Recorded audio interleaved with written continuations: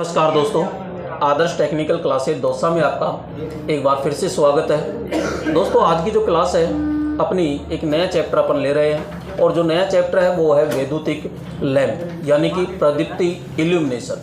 और इससे भी अपने 2 से लगभग 4 क्वेश्चन आराम से पुटअप होते हैं। 2 क्वेश्चन तो मिनिमम आपके ये चैप्टर से पूछता है। तो आइए पूरा अपन चर्चा करते हैं इसमें। तो चैप्टर है अपना प्रदीप्ति इल्यूमिनेशन। प्रदीप्ति इल्यूमिनेशन, यहाँ प्रदीप्ति यानी कि विद्युतिक लैंप। और इस विद्युत लैंप में क्या क्या होता है तो एक एक पॉइंट को अपन चर्चा करते हैं। तो यहाँ देखिएगा कि विद्युत लैंप। अब विद्युत लैंप होता क्या है तो नॉर्मली अपन कहते हैं विद्युत लैंप जब होल्डर में लगाते हैं तो अपन को प्रकाश देता है। क्या देगा वो? प्रकाश। लेकिन प्रकाश तब देगा जब अपन उसको इनपुट देंगे। तो इनपुट में अपन देते क्या है तो इनपुट में अपन विद्युत देते हैं। इनपुट में क्या देंगे? तो सीधा सा आपसे क्वेश्चन पूछेगा कि विद्युत लैंप क्या है तो अपन कहेंगे वह युक्ति जो वैद्युतिक ऊर्जा को किसमें प्रकाश ऊर्जा में बदलती है वो विद्युत लैंप कहलाता है। कि विद्युत ऊर्जा को प्रकाश ऊर्जा में अगर बदलती है तो वह विद्युत लैंप कहलाता है। तो विद्युत लैंप की परिभाषा सीधा समझा, वह युक्ति जो वैद्युतिक ऊर्जा को प्रकाश ऊर्जा में बदलती है। बोलो कौन सी युक्ति कहलाएगी? विद्युत लैंप कहलाती है। यहाँ पे अपन देखते हैं कि प्रकाश क्या है। प्रकाश क्या है तो प्रकाश एक प्रकार की क्या होती है? ऊर्जा, जो हमें वस्तुओं को देखने में क्या करता है? सहायता प्रदान करता है। सहायता प्रदान करता है इसका मतलब सूर्य का प्रकाश है जैसे, और सूर्य का प्रकाश है तो उसका रंग कैसा है? सूर्य का जो प्रकाश होता है उसका डायरेक्ट रंग पूछ ले तो अपन जवाब नहीं दे सकते, क्योंकि वो फिक्स एक रंग का नहीं होता है, वो 7 रंगों से मिलकर के बना होता। लेकिन आपसे क्वेश्चन ये पूछा जा सकता है कि सूर्य अगर 7 रंग का है तो मध्य का रंग कौन सा होता है? मध्य का रंग कौन सा होता है? तो यहाँ पे अपन देखते हैं कि मध्य का रंग कौन सा होगा, यहाँ पे हरा होता है। अब प्रकाश विद्युत चुंबकीय तरंग के रूप में होता है। क्या होगा कि जो प्रकाश होता है वो विद्युत चुंबकीय तरंग के रूप में होता है। सभी वस्तुएं हमें प्रकाश का कौन सा गुण ऐसा है जिसके कारण दिखाई देती है तो अपन सीधा सा जवाब देंगे कि परावर्तन के कारण ही हमें सभी वस्तुएं क्या होती है? दिखाई देती है। सूर्य का जो सफेद रंग का यानी प्रकाश है वो कितने रंगों से मिलकर बना? 7 रंगों से मिलकर बना होता है। तो दोस्तों यहाँ पे 7 रंग कौन से हैं तो वो देखिएगा। यहाँ पे ये जो अपन कह रहे हैं कि भाई 7 रंग है यानी अपन को वस्तु दिखनी चाहिए तो दिखने वाला प्रकाश यानी दृश्य प्रकाश। कौन सा प्रकाश? दृश्य प्रकाश जो होता है वो कितने रंगों से? तो लाल, नारंगी, पीला, हरा, नीला, जामुनी, बैंगनी, ये 7 रंग होते हैं। अब दृश्य प्रकाश तरंगों के रूप में है, इसका मतलब तरंग दैर्घ्य होगी, इसकी फ्रीक्वेंसी भी होगी। तो जो दृश्य प्रकाश होता है इसकी तरंग दैर्घ्य कितनी होती है? तो यहाँ पे बैंगनी रंग की तरंग दैर्घ्य सबसे कम होती है और लाल रंग की सबसे ज्यादा होती है। तो अपन सीधा सा कहते हैं कि भाई बैंगनी रंग की जो तरंग दैर्घ्य होगी वो 360 × 10 की पावर -9 मीटर होती। तो यहाँ पे ये तो अपन इसको थोड़ा सा ध्यान से समझिएगा। अगर ये 360 है, इसके अंदर में एक 0 और बढ़ा दूं तो कितना हो गया? 3600 × 10 की पावर 10 हो गया। क्यों? अब देखो इसको ये लिख सकते हैं कि पहले ये बताओ भाई, यहां से मैं ये कहता हूं अगर यहां -10 जीरो है तो एक 0 निकाल देता हूं, एक 0 काट देता हूं तो यहां 9 बचेगी। तो वापस मेरे पास डाटा ये आ गया। क्यों? इसलिए क्यों बढ़ाया? क्योंकि अपन को पता है कि 1 एंगस्ट्रॉम बराबर 10 की पावर -10 मीटर होता है ना? तो इस 10 की पावर -10 एंगस्ट्रॉम को क्या लिख सकते हैं? सॉरी, मीटर को क्या लिख सकते हैं यहाँ पे? तो 3600 तो एग्जिट वैल्यू है ही। तो यहाँ पे तरंग दैर्घ्य कितनी हो गई? यहाँ 3600 एंगस्ट्रॉम। इसी प्रकार लाल रंग जो होता है, लाल रंग होता है, इसकी तरंग दैर्घ्य कितनी होती है? 780 × 10 की पावर -9 मीटर होता है। तो यहाँ पे अपन कहते हैं कि इसको 780 है तो इसको बना दो आप 7800, और यहाँ 10 की पावर 9 की बजाय 10 की पावर क्या आ जाएगा? क्योंकि एक 0 से यहाँ संख्या बढ़ गई जैसे। तो ये कितना हो गया। अब आपसे क्वेश्चन ये पूछा जाता है कि सूर्य का प्रकाश कितने से कितने तक होता है, तो जवाब देंगे 3600 एंगस्ट्रॉम से लेकर के 7800 एंगस्ट्रॉम तक होता है। इसमें हल्का सा फेरबदल संभव हो सकता है। आवर्ती की बात करते हैं तो आवर्ती भैया जिसकी तरंग दैर्घ्य ज्यादा होती है उसकी आवृत्ति कम होती है। जिसकी आवृत्ति ज्यादा होती है उसका तरंग दैर्घ्य कम होता है। तो यहाँ पे इसकी तरंग दैर्घ्य ज्यादा, इसका मतलब आवृत्ति क्या रहेगी 4 × 10⁻14 हर्ट्ज है, जबकि इधर देखो 8 × 10⁻14 हर्ट्ज। क्यों? क्योंकि बैंगनी रंग की तरंग दैर्घ्य क्या होती है, निम्न होती है, जबकि इसकी आवृत्ति क्या होती है अधिक। अब ध्यान से सुनो, ये तो आपका दृश्य प्रकाश है। आपसे क्वेश्चन ये पूछेगा कि दृश्य प्रकाश जो होता है कितने से कितने तक होता है, तो अपन बताएंगे कि यहाँ 3600 एंगस्ट्रॉम से 7800 एंगस्ट्रॉम। मैं आपसे ये पूछता हूँ 10⁻⁹ क्या कहलाता है, नैनो। तो इसको नैनोमीटर यूं लिख दूं और नैनोमीटर लिख दूं तो 10⁻⁹ ही तो था। इसके आगे कितना लिख दूं 360 नैनोमीटर से 380 नैनोमीटर तक। तो भैया ऐसे भी क्वेश्चन बना सकता है। तो यहाँ पे 360 नैनोमीटर से 780 नैनोमीटर तक होता। अब नैनोमीटर कह दो, चाहे आप एंगस्ट्रॉम में चेंज करके कह दीजिए। अब देखो यहाँ पे अपन कहते हैं 3600 एंगस्ट्रॉम है। 3600 एंगस्ट्रॉम से नीचे की अगर जाते हैं ना, 3600 एंगस्ट्रॉम से नीचे की ओर जाते हैं तो हमें कोई भी वस्तु दिखाई नहीं देती, क्योंकि वो अदृश्य तरंगे कहलाती। अब अदृश्य तरंगे होती है, ये दो प्रकार की होती है भाई। इससे नीचे जाएंगे वो भी अदृश्य, और इससे ऊपर जाते हैं वो भी क्या होती है, अदृश्य। तो यहां अपन कहते हैं अगर आप 300 एंगस्ट्रॉम से नीचे की ओर जाते हो तो वो किरणें कहलाएगी अदृश्य, और अदृश्य में से भी कौन सी होगी, अल्ट्रा वायलेट होती। और अल्ट्रा वायलेट को अपन कहते हैं पराबैंगनी। कौन सी किरणें होगी, पराबैंगनी किरणें होती, यानी 3600 एंगस्ट्रॉम से क्या होती है, ये अधिक की किरणें होती। सॉरी, यानी 3600 ये अधिक की जगह करना कम, क्योंकि 3600 ऊपर तो इसमें आ गया। फिर तो यहां क्या करना, आप 3600 एंगस्ट्रॉम से कम की जो तरंगे होती है वो क्या कहलाएगी, पराबैंगनीय किरणें होती है। जबकि इधर देखिएगा यहां ये लाल है, तो लाल है इसका मतलब है लाल के पास वाला, यानी अवरक्त। कौन सी किरणें, अवरक्त, यानी इंफ्रारेड। रेड का मतलब लाल ही तो है, तो लाल की दृष्टि। तो यहां ऐसे याद रखना 7800 एंगस्ट्रॉम से अधिक की जो तरंगे होती है वो अदृश्य तो है, लेकिन अदृश्य कौन सी, तो अपन कहेंगे अवरक्त प्रकार की। और अवरक्त को ही इंग्लिश में कहते हैं इंफ्रारेड कहते हैं। क्या कहते हैं, इंफ्रारेड कहते हैं। क्लियर। 7800 से अधिक की जो किरणें होती है 100% अदृश्य होती है, जो क्या कहलाती है, इंफ्रारेड। इधर अपन बात करते हैं 3600 एंगस्ट्रॉम से कम की जो तरंग दैर्घ्य होती है वो भी अदृश्य है, लेकिन वो कौन सी है, अल्ट्रा वायलेट होती है, यानी कि पराबैंगनी किरणें होती है। और 3600 से 7800 के मध्य जो होती है वो कौन सी होती है, दृश्य प्रकाश होता है।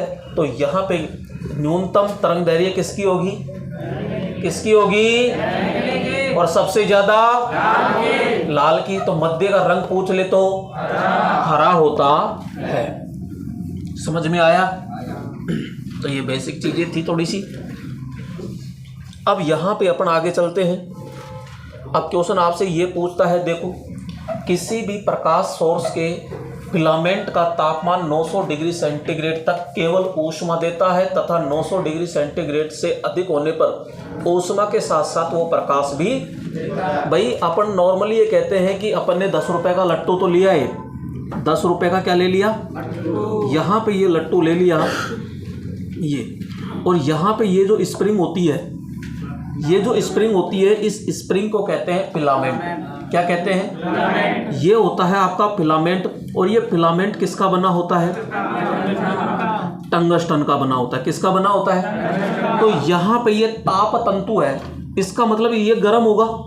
गर्म होगा तो क्वेश्चन ये पूछता है, भाई आप थोड़ा बहुत भी टेम्परेचर दोगे तो वो ऊष्मा तो निकलती रहेगी, लेकिन प्रकाश यानी उजाला कब मिलेगा। तो अपन कहते हैं 900 डिग्री सेंटीग्रेड तक। यहाँ अगर ये गर्म हो रहा है ना, तो केवल आपको ऊष्मा मिलेगी, प्रकाश नहीं मिलेगा। प्रकाश कब मिलेगा? जब 900 डिग्री सेंटीग्रेड से अधिक गर्म होगा ना, तब आपको ऊष्मा तो मिलेगी मिलेगी, उसके साथ साथ फिर प्रकाश भी देखने को मिलता है। तो क्वेश्चन उल्टा पूछेगा कि प्रकाश कितने डिग्री सेंटीग्रेड से अधिक पर प्राप्त होता है, तो अपन सीधा जवाब देंगे कि 900 डिग्री सेंटीग्रेड से अधिक पर हमें प्रकाश उत्पन्न होता है। नेक्स्ट यहाँ पे अपन कहते हैं, अब अच्छे जो प्रदीप्ति के गुण होते हैं वो क्या होते हैं भाई? नॉर्मली जैसे कोई भी प्रकाश होता है, तो प्रकाश होता है तो उसके क्या क्या गुण होने चाहिए? तो नॉर्मल कहते हैं कि जो प्राप्त जो प्रकाश होना चाहिए, पर्याप्त प्रकाश होना चाहिए। जैसे आप स्टडी कर रहे हो, तो एक तो बहुत ही कम प्रकाश है तो आपको आंखों को जोर लगा के पढ़ाई करनी पड़ रही है, और एक बहुत ज़्यादा है कि आँखों में चौंधा सा पड़ रहा है, तो वो भी एक गलत है। तो यानी कि पढ़ाई करते समय एक नॉर्मल पर्याप्त क्या होना चाहिए? प्रकाश होना चाहिए, चाहे वो कोई से भी कंडीशन का हो। जैसे रात को सोते समय तो नॉर्मल होना चाहिए, जहां आपको आराम से नींद आ सके। पढ़ते समय आंखों पे कोई भी दबाव नहीं पड़ना चाहिए, दिमाग गर्म नहीं होना चाहिए, आंखों को नुकसान नहीं पहुंचाना चाहिए ऐसा प्रकाश। आवश्यकता के अनुकूल होना चाहिए, आंखों में चमक उत्पन्न नहीं होनी चाहिए। प्रकाश सोर्स ऐसे स्थान पर स्थापित करना चाहिए जहां से समान प्रकाश देखने को मिले। आपने ऐसे कोने में लगा दिया कि एक तरफ तो बहुत ज़्यादा और एक तरफ बिल्कुल नगण्य आ रहा है, तो वो भी गलत है। प्रकाश सोर्स को ऐसे स्थान पर लगाओ कि पूरे क्षेत्र में लगभग बराबर प्रकाश मिलता रहे।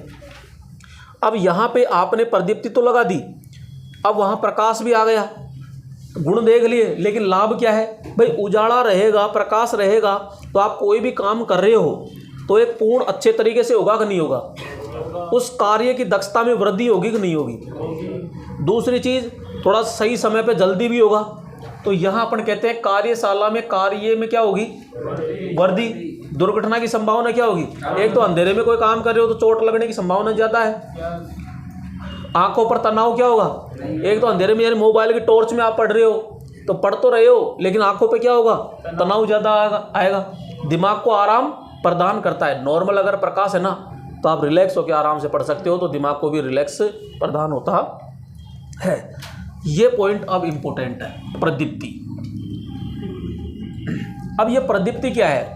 तो नॉर्मली कहते हैं कि जैसे यहाँ पे ये लैंप है ऊपर, और यहाँ से प्रकाश किरणें बोलो नीचे आ रही है कि नहीं आ रही? तो यहाँ पे अपन समझते हैं कि ये जैसे कि ये लैंप है, प्रकाश सोर्स है, और यहाँ से ये प्रकाश किरणें सीधी सीधी बोलो नीचे आ रही है, ये नीचे आ गई। और हमने कहा कि ये नीचे का तल है, और इस तल पर है तो इकाई क्षेत्र, क्यों? केवल इस तल के अंदर जो आ रही है ना, इसको हम प्रदीप्ति कहेंगे। प्रकाश सोर्स है ये। प्रकाश सोर्स का मतलब होता है जिस लैंप से प्रकाश किरणें निकलती है, उसको प्रकाश सोर्स। नीचे का धरातल हो गया, तो भाई प्रकाश सोर्स अगर ये है, इससे ये चुंबकीय तरंगें निकल रही है, यानी प्रकाश किरणें निकल रही है, और ये चुंबकीय तरंगें निकल रही है तो पूरे पे निकल रही है ना।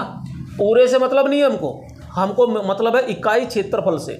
तो यहाँ इकाई क्षेत्रफल लिया, और इस इकाई क्षेत्रफल में कितनी चुंबकीय बल रेखा कितनी प्रकाश किरणें आ रही है, तो उसको ही अपन प्रदीप्ति कहते हैं। किसी प्रकाश सोर्स से तल के इकाई क्षेत्रफल, भाई है तो पूरे से मतलब नहीं है, हमको तो केवल एक इकाई क्षेत्र लेना है।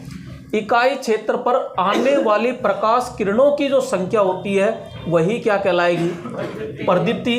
अब थोड़ा सा ध्यान रखना, प्रदीप्ति जो होती है उसका प्रतीक चिन्ह क्या होगा? और वेरी वेरी मोस्ट है, जो कई बार पूछा गया है कि प्रदीप्ति का मात्रक क्या होता है? क्या होगा? लक्स। अब ध्यान से सुनो, यहाँ पे लक्स है या ल्यूमन प्रति मीटर स्क्वायर। मतलब क्या है भाई? अपन ये कहते हैं कि यहाँ जो कुल बल रेखाएं होती है ना, वो फ्लक्स होता है। क्या होता है? फ्लक्स। और फ्लक्स का जो मात्रक होता है यहाँ, वो क्या होता है? ल्यूमन। क्या होता है? ल्यूमन। और प्रति इकाई क्षेत्रफल में आ रहा है, तो क्षेत्रफल का मात्रक क्या होता है? Metre square. तो ल्यूमन प्रति मीटर स्क्वायर होता।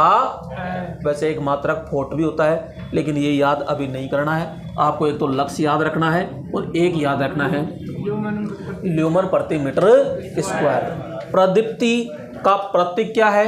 क्या है? और मात्रक क्या है? या फिर ल्यूमन प्रति ई का मतलब, एफ का मतलब, ए का मतलब एरिया, है ना। अब यहाँ पे देखो भाई, मापक के अंतर क्या है? यानी प्रदीप्ति तो है, उस प्रदीप्ति को किससे मापोगे? तो प्रकाश मापी से मापेंगे। यह फोटो डायोड पर आधारित होती। अगला आता है प्रदीप्ति पुंज। प्रदीप्ति पुंज यानी कि प्रदीप्ति फ्लक्स।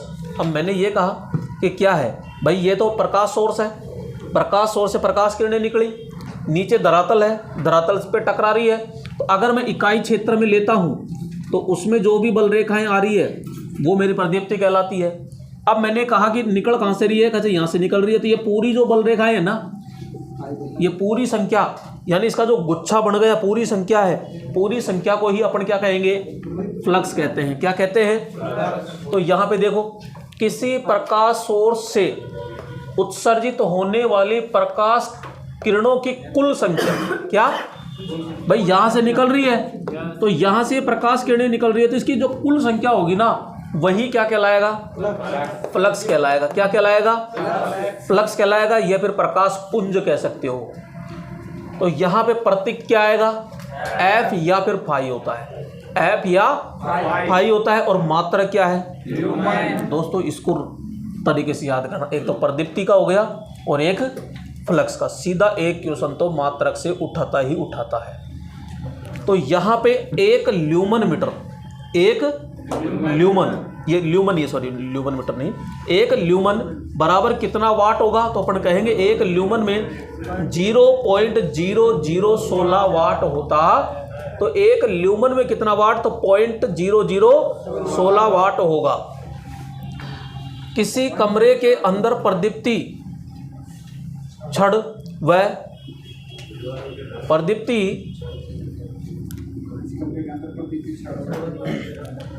छड़ व दीवारों, छत है भैया, ये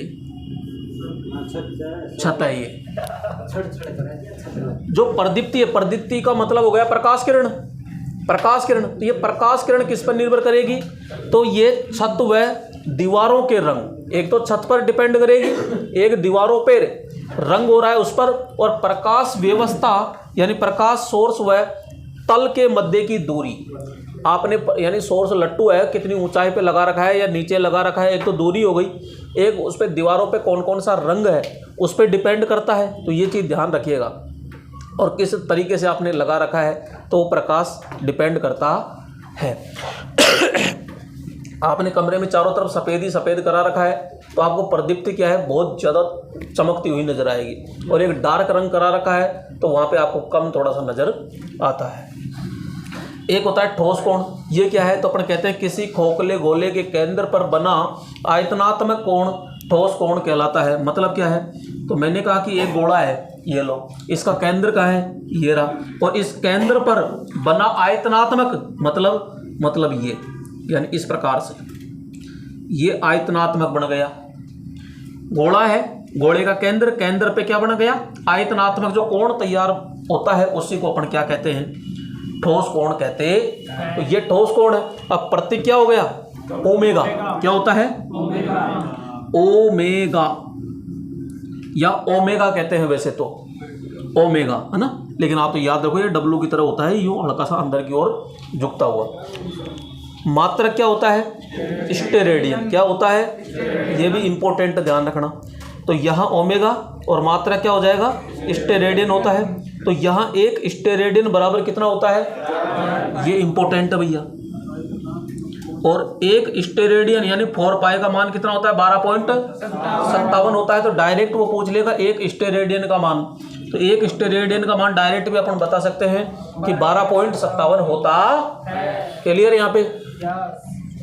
यहाँ पे किसका? ठोस कोण का प्रतीक तो क्या हो जाएगा? मात्रक क्या हो जाएगा? ल्यूमन, यानी ल्यूमन का प्रतीक क्या हो जाएगा? सॉरी, फ्लक्स का मात्रक, फ्लक्स का प्रतीक क्या हो जाएगा? फ्लक्स का मात्रक क्या हो जाएगा? प्रदीप्ति का प्रतीक क्या होगा? ई। मात्रक क्या होगा? ल्यूमन प्रति मीटर स्क्वायर या फिर लक्स। हाँ वो तो खैर याद रह जाए तो ज़्यादा अच्छी बात है। और एक इम्पोर्टेंट ये है जो अक्सर पूछा जाता है, याद भी है लेकिन उल्टा याद है आपको। अब आपसे कोई पूछ लेना कि प्रदीप्ति तीव्रता का मात्रक तो नहीं बताओगे, लेकिन आपसे पूछ ले ज्योति तीव्रता का तो तुरंत बता दोगे, और जबकि है दोनों एक ही। प्रदीप्ति तीव्रता उसी को ज्योति तीव्रता कहते हैं, इल्यूमिनेशन इंटेंसिटी यानी प्रकाश तीव्रता भी कहते हैं। तो भैया ये क्या है? तो किसी प्रकाश सोर्स से इकाई ठोस कोण पर उत्सर्जित। भाई मैंने कहा ये, तो यहाँ पे ये ठोस कोण है और इस ठोस कोण पर उत्सर्जित जो प्रकाश किरणें हैं, इस ठोस कोण पर जो उत्सर्जित प्रकाश किरणें होगी उसी को अपन क्या नाम दे देंगे? प्रदीप्ति तीव्रता कहते हैं। प्रदीप्ति तीव्रता का प्रतीक चिन्ह क्या होगा? अरे मात्रक, ये तो याद रहेगा, ज्योति तीव्रता। अब ज्योति तीव्रता को ही क्या कहते हैं? प्रदीप्ति तीव्रता। तो कैंडला और कैंडला ऑप्शन में नहीं आए तो ल्यूमन प्रति। क्यों? क्योंकि देखो यहाँ जो उत्सर्जित प्रकाश है, उत्सर्जित प्रकाश की जो कुल किरणें हैं वो तो फ्लक्स हो गई, और फ्लक्स का मतलब क्या हो गया? कहाँ हुई? ठोस कोण में, और ठोस कोण का मात्रक क्या है?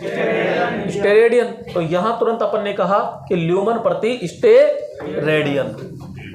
एक कैंडल पावर बराबर 0.020 कह दो या फिर 201 कह सकते हो, क्योंकि 3 संख्या तक ज़्यादातर लेते हैं अपन, तो 0.020 कह दो या 0.0201 वाट होता है। एक कैंडल पावर बराबर 10 लक्स होता है। एक कैंडल पावर बराबर 1 ल्यूमन प्रति स्टेरेडियन होता है। अब ये आता है कि यह कैंडल है क्या? तो भैया कैंडल को हिंदी में कहते हैं मोमबत्ती। क्या कहते हैं? लेकिन हमें मोमबत्ती से मतलब नहीं है, हमें मतलब है मानक मोमबत्ती से। अब ये मानक मोमबत्ती क्या है? तो अपन कहते हैं ऐसी मोमबत्ती जो 7.776 ग्राम की है और वो पूरी की पूरी 1 घंटे में जलनी चाहिए। ऐसी मोमबत्ती जिसका वजन कितना हो?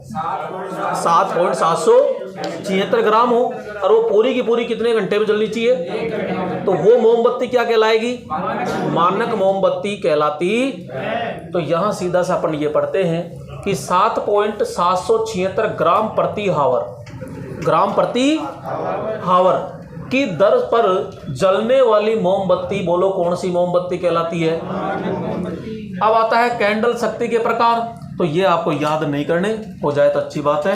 औसत क्षैतिज कैंडल शक्ति होता है जो ल्यूमन फ्लक्स बटा 4 पाई होता है। एक होता है औसत गोलाकार, ये तो है क्षैतिज, और गोलाकार क्या होता है? पूरा लेना पड़ता है, उसमें कोई कोना नहीं होता है। कई बार कंफ्यूज होके कह देते हैं कि एक गोले के अंदर आप जाइए और उसमें कोने गिन के बताओ कितने कोने होते हैं। भाई एक कमरे के अंदर आपको भेज दे कितने कोने होते हैं, कितने होते हैं कोने? कितने होते हैं? है ना कंफ्यूज?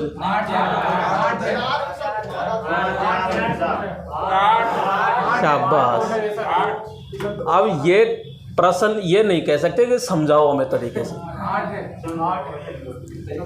कितने कोने हो गए? 8। अब वो कोने किस प्रकार से ले रहे हो? तो वो 2D ले रहे हो कि 3D ले रहे हो? तो ये चीज़ ध्यान रखना है भाई। वो एक ऊपर भी वो कोना है तो नीचे भी तो है कोना, तो 2 2 2 2 इधर भी तो है सर। कहीं में ये भी बीच में लग रही है। अरे ये तो एक अलग है, तो प्रदीप लगा देंगे तो वो तो बनेगा ना। तो सामान्यतः अपन 8 कोने होते हैं टोटल।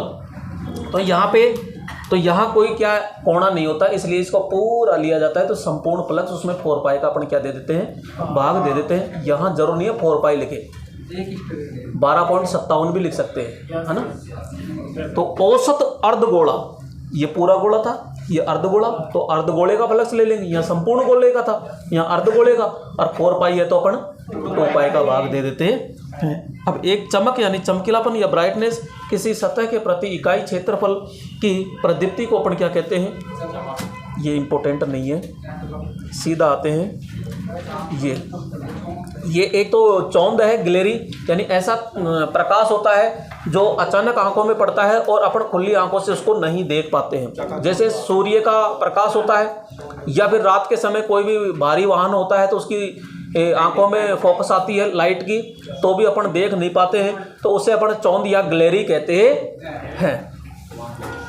एक होती है दक्षता। अब थोड़ा सा ध्यान से समझिएगा कि यहाँ पे प्रदीप्ति की दक्षता क्या है। अरे भाई आउटपुट बटा इनपुट ही तो दक्षता है, बार बार कहता आ रहा हूं मैं, आउटपुट बटा। अब आप इनपुट में क्या दे रहे हो, तो अपन विद्युत दे रहे हैं, तो विद्युत शक्ति दे रहे हैं, और आउटपुट में क्या मिल रहा है आपको, प्रदीप्ति है। तो यहाँ पे देखो ये तो हो गया आपका आउटपुट, ठीक है, और ये हो गया नीचे इनपुट। तो इनपुट में तो लिख दिया कि विद्युत शक्ति दे रहे हैं, तो आउटपुट में क्या है, तो प्रकाश सोर्स द्वारा उत्पन्न फ्लक्स, भाई यहां से निकल रहा है ये सारा का सारा। तो ये तो किसी वैद्युतिक प्रकाश सोर्स से उत्पन्न होने वाले प्रकाश की कुल मात्रा का मतलब ये, तथा उसे प्रदान की गई विद्युत शक्ति, यानी ये इन दोनों का अनुपात ही बोलो क्या कहलाएगा। तो आप हर बार दक्षता रटा मत करो, तो हमेशा ये देखा करो आउटपुट बटा इनपुट होता है। अब इनपुट में क्या दे रहे हो और आउटपुट में क्या ले रहे हो, बस। तो इनपुट में हम विद्युत दे रहे हैं और उसके बदले हम प्रकाश ले रहे हैं, बस। और प्रतिशत में बदलने के लिए मात्र क्या करना पड़ता है, 100 से इंटू करते हैं। तो यहाँ पे मात्र क्या हो गया, ल्यूमन प्रति वाट। क्यों, क्योंकि प्रकाश ये फ्लक्स है, फ्लक्स को ल्यूमन में ले रहे हैं, और ये आपका प्रति हो गया, और विद्युत शक्ति कितने लेते हैं, वाट में। तो ल्यूमन प्रति वाट, ल्यूमन प्रति वाट क्या है, प्रदीप्ति दक्षता होती है। इनको देखो, एक होता है अवशोषण गुणांक। अवशोषण का मतलब है किसी माध्यम में अवशोषित प्रकाश बटा आपतित प्रकाश।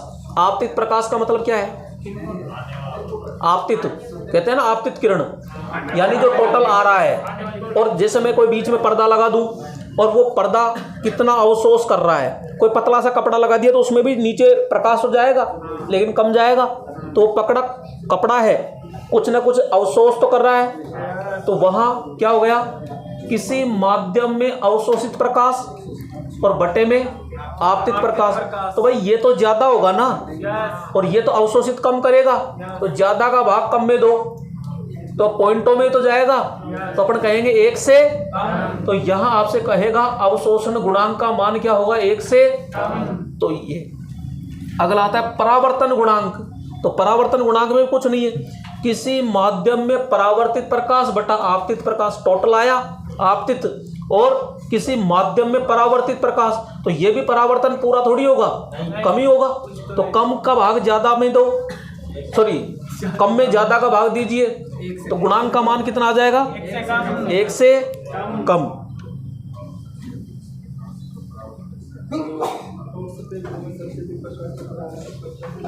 पारेषण गुणांक, पारेषण का मतलब क्या है, ट्रांसमिशन, यानी तो यानी किसी माध्यम में पारेषित गुणांक बटा आपतित।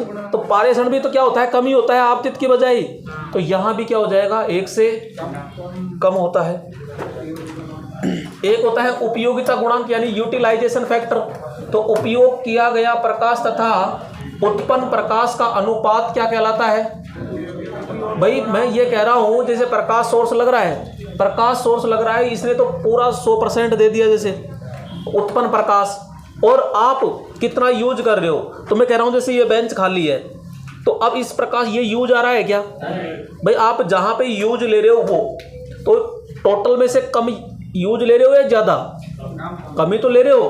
तो यहाँ पे उपयोग किया गया प्रकाश केवल, और नीचे क्या है, उत्पन्न प्रकाश।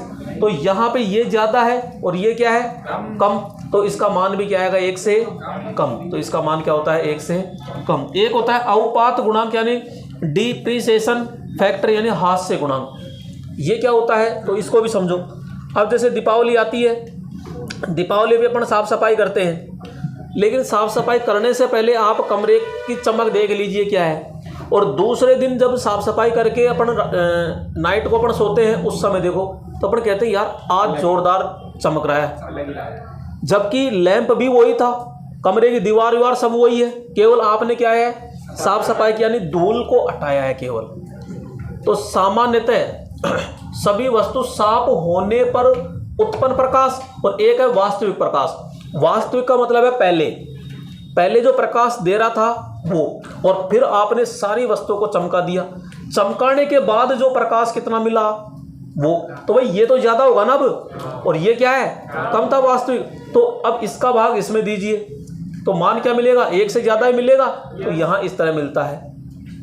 इसका जस्ट उल्टा होता है इसमें, यानी अनुरक्षण में। तो वास्तविक तो आ जाएगा ऊपर और नीचे आ जाएगा ये उत्पन्न प्रकाश। तो यहां इसका मान 1 से कम होता है। एक होता है भीम गुणांक, तो इसमें एक तो होता है भीम ल्यूमन और एक होता है लैंप का ल्यूमन। ठीक है, तो इसका मान 1 से कम होता है, क्योंकि लैंप ल्यूमन हमेशा ज्यादा होता है और भीम ल्यूमन क्या होता है, कम होता है। क्योंकि जैसे प्रोजेक्टर है, तो प्रोजेक्टर में लैंप है, तो लैंप के अंदर तो जो फोकस है ल्यूमन है वो तो ज्यादा होगा, और ये जो भीम आ रही है बोर्ड पे, तो ये क्या है, कम है, क्योंकि वो ज्यादा है और यहाँ क्या आएगी, कम। तो भीम ल्यूमन कम है और लैंप ल्यूमन क्या होती है, ज्यादा होती है। ज्यादा का भाग कम में दे दीजिए, तो 1 से कम होता है। ये दोनों नियम इंपॉर्टेंट है भाई। व्युत्क्रम वर्ग का नियम, जिसे प्रतिलोम नियम या इन्वर्स नियम कहते हैं, ये क्या कहता है उस चीज को समझिएगा। ये कह रहा है कि भाई ये लैंप है, ठीक है, ये लैंप है और इससे ये प्रकाश किरणें निकलती है। ये लो, हमको कोई दिक्कत नहीं है, प्रकाश किरणें निकल गई, और ये धरातल पर क्या हो रही है, गिर रही है। तो यहाँ गिर रही है, तो अपन कह रहे हैं ये मैंने जैसे इकाई क्षेत्रफल लिया, और इकाई क्षेत्रफल में जो कुल बल रेखाएं होती है उसे अपन कहते हैं प्रदीप्ति। क्या कहते हैं, केवल प्रदीप्ति कहते हैं। प्रदीप्ति का मतलब हो गया ई। क्या हो गया, ई। अब ये जो यहाँ ई मिला है ये किस किस पर निर्भर है, तो मैं ये कहूँगा, अब देखो कहाँ से आ रही है, यहाँ से आ रही है, तो भाई ये कितनी ऊंचाई से आ रही है, तो यहाँ से इतनी ऊंचाई से। अगर इस ऊंचाई को कम ज्यादा करें तो इस प्रदीप्ति में भी तो फेरबदल होगा। एक लैंप आपकी बुक के पास लगा दे और एक लैंप छत के पास लगाए, तो भाई प्रदीप्ति में तो अंतर आएगा कि नहीं आएगा। इसका मतलब जो प्रदीप्ति है वो यानी धरातल और लैंप सोर्स उसके बीच की जो दूरी है उसके क्या होता है, तो अपन कहेंगे वर्ग के विलोम अनुपाती होती है। यानी प्रदीप्ति जो है वो तल, ये तो है तल और ये है प्रकाश सोर्स, इसके बीच की जो दूरी है ना, इस दूरी के वर्ग के क्या है, विलोम अनुपाती है। दूसरी चीज अपन कहते हैं यहाँ पे कि ये कितनी स्पीड से आ रही है, तीव्रता कितनी तेज आ रही है, तो यानी आई। इसके तो क्या है भाई, देखो स्पीड ज्यादा होगी तो ये भी क्या मिलेगा, अपन नॉर्मल कहते हैं। कोई भी लाइट है, बैटरी है, टॉर्च है, शुरू में लेके आए तो पावर था उसमें, तीव्रता ज़्यादा थी तो फोकस ज़्यादा थी, धीरे धीरे लैंप आपके डाउन हो गए, तो डाउन हो गए यानी तीव्रता कम हो गई, तो प्रदीप्ति भी क्या मिली आपको, कम, यानी उजाला भी क्या मिला, कम। तो ये तो क्या हो गए, समानुपाती। लेकिन दूरी के क्या होता है, ये भाई सीधी सी बात है, दूरी अगर कम है तो उजाला तेज मिलेगा, और दूरी बहुत ज़्यादा है, जैसे मोटरसाइकिल है, मोटरसाइकिल के अपन फोकस देते हैं थोड़ी सी दूरी पे तो तेज है, लेकिन 1 किलोमीटर तक थोड़ी जाती है, तो जैसे दूरी होगी तो अपने आप प्रकाश क्या हो जाएगा, कम हो जाता है। तो ये नियम यही कह रहा है कि भाई जो उत्पन्न प्रदीप्ति है ई, वो प्रकाश सोर्स और धरातल इसके बीच की दूरी के वर्ग के तो विलोम अनुपाती, जबकि तीव्रता के क्या है, समानुपाती होता। और ये वेरी वेरी मोस्ट है, अक्सर क्वेश्चन आता रहता है इस पे। एक होता है लैम्बर्ट का कोज्या नियम। ये क्या कहता है, किसी प्रकाश सोर्स द्वारा किसी तल पर पहुंचने वाली प्रदीप्ति सोर्स से आने वाली प्रकाश किरण तथा अभिलंब के बीच बने कोण की कोज्या को अपन क्या कहते हैं, ये यानी लैम्बर्ट का। ये है ऐसे, अपन ने कहा कि ये लैंप है और ये लैंप है, तो भैया ये लो वापस ऐसे ही बना दिया, और ये धरातल है और इसके बीच में एक अभिलंब खींच दिया। क्या खींच दिया, यहां पे ये अभिलंब हो गया ये, और यहां पे अब प्रकाश किरणें आ रही है तो इस अभिलंब और प्रकाश के बीच में जो कोण बनता है उस कोण को ही अपन क्या कहेंगे, लैम्बर्ट का कोज्या नियम कहते।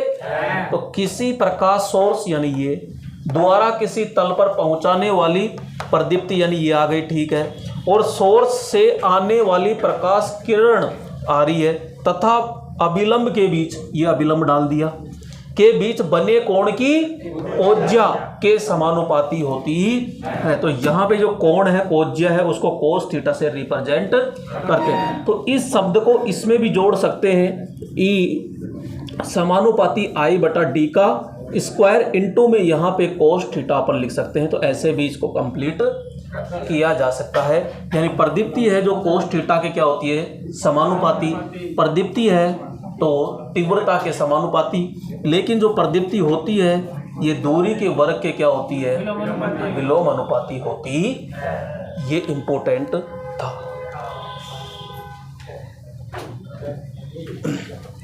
ये थोड़ा सा याद हो जाए तो देखना, है ना। तो ये क्या क्या है, तो एक तरफ है प्रदीप्ति कि किस स्थान पर कितनी प्रदीप्ति होती है। तो अपन कहते हैं प्रदीप्ति का मात्रा क्या होता है, लक्स होता है, क्या होता है, या ल्यूमन प्रति मीटर स्क्वायर होता है। तो यहाँ पे सामान्य कक्ष होता है या फिर कोई बाथरूम होता है या गैराज होता है या सीढ़ियाँ होती है, तो वहाँ पे उजाला तेज चाहिए कि नॉर्मल चाहिए, नॉर्मल चाहिए। तो वहाँ नॉर्मल चाहिए तो वहाँ कितना लक्स होना चाहिए, ये अनुमानित रहता है लगभग, है ना। तो 150 लक्स होता है।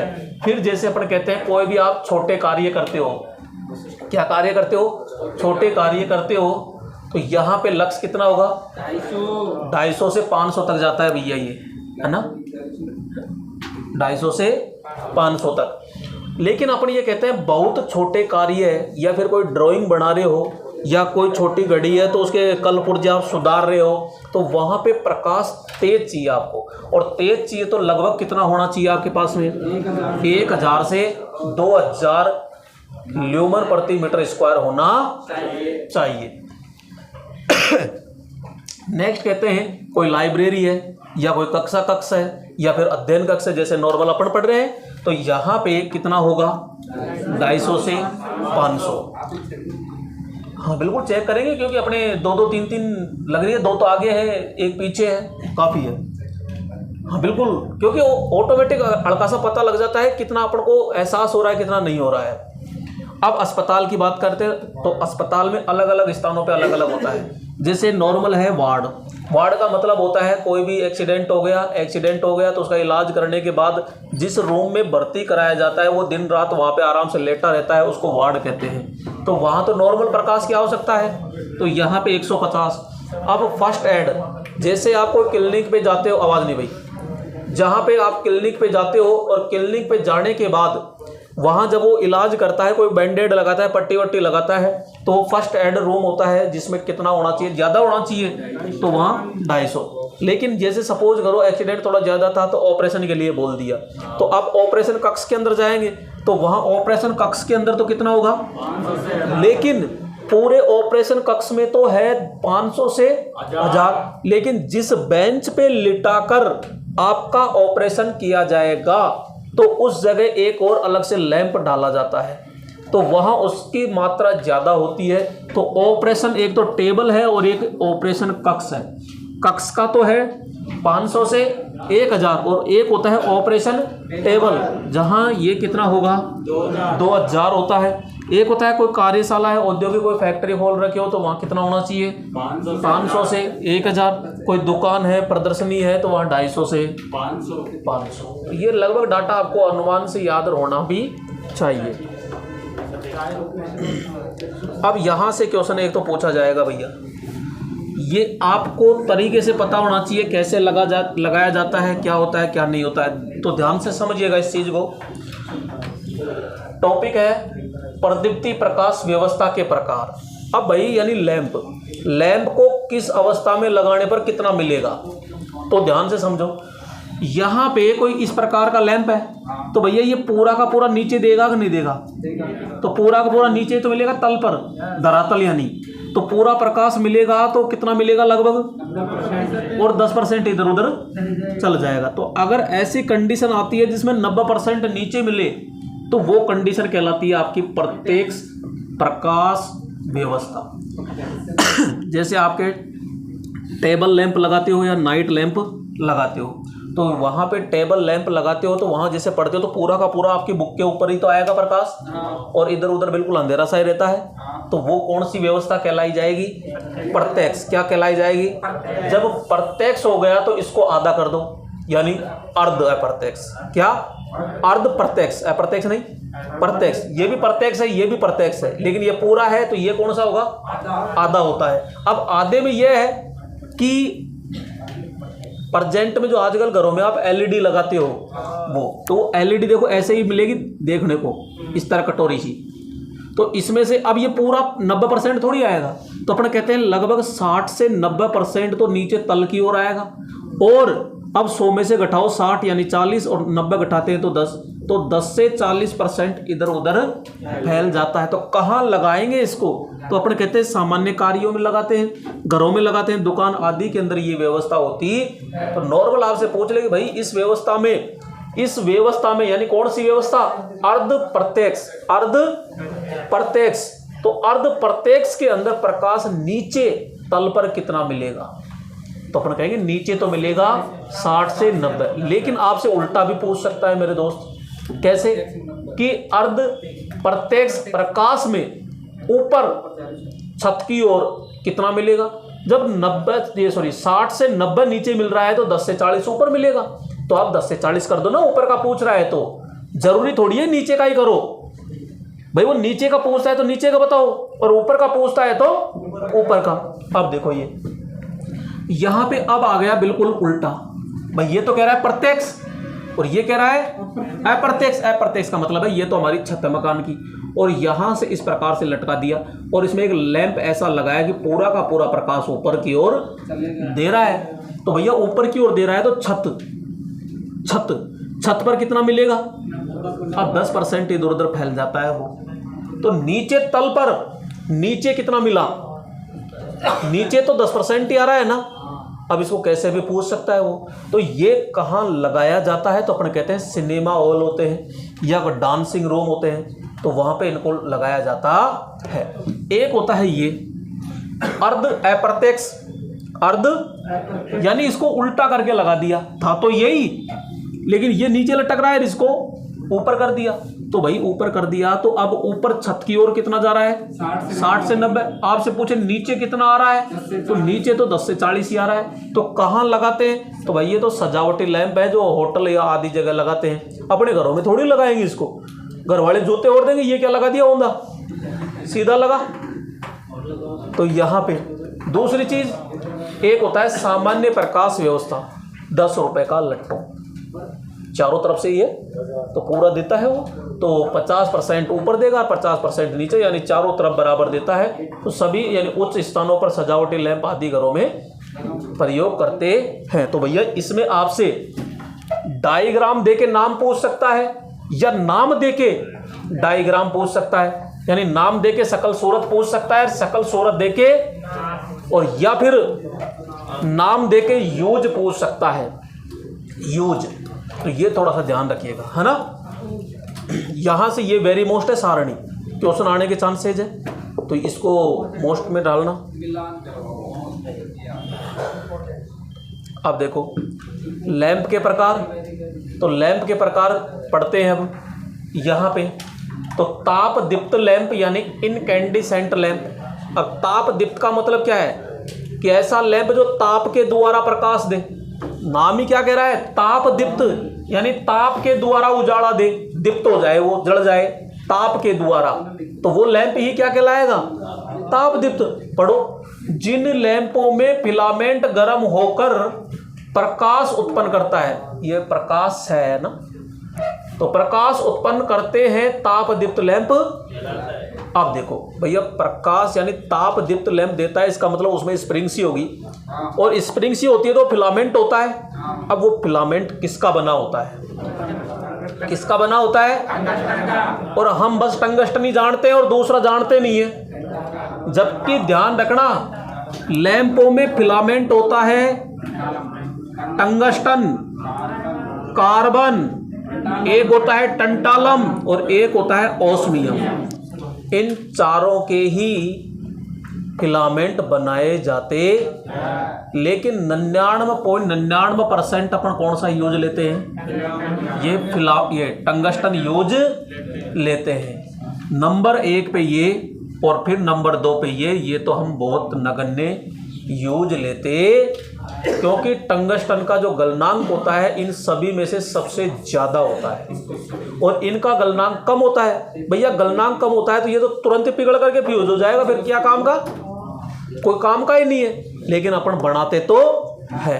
तो आपसे पूछ ले कि निम्न में से फिलामेंट होता है और ऑप्शन में चारों ही दे दिया और नीचे लिख दिया उपयुक्त सभी, हम तो यही ठोक के आएंगे अरे गुरुजी बताया था टंगस्टन करके हो।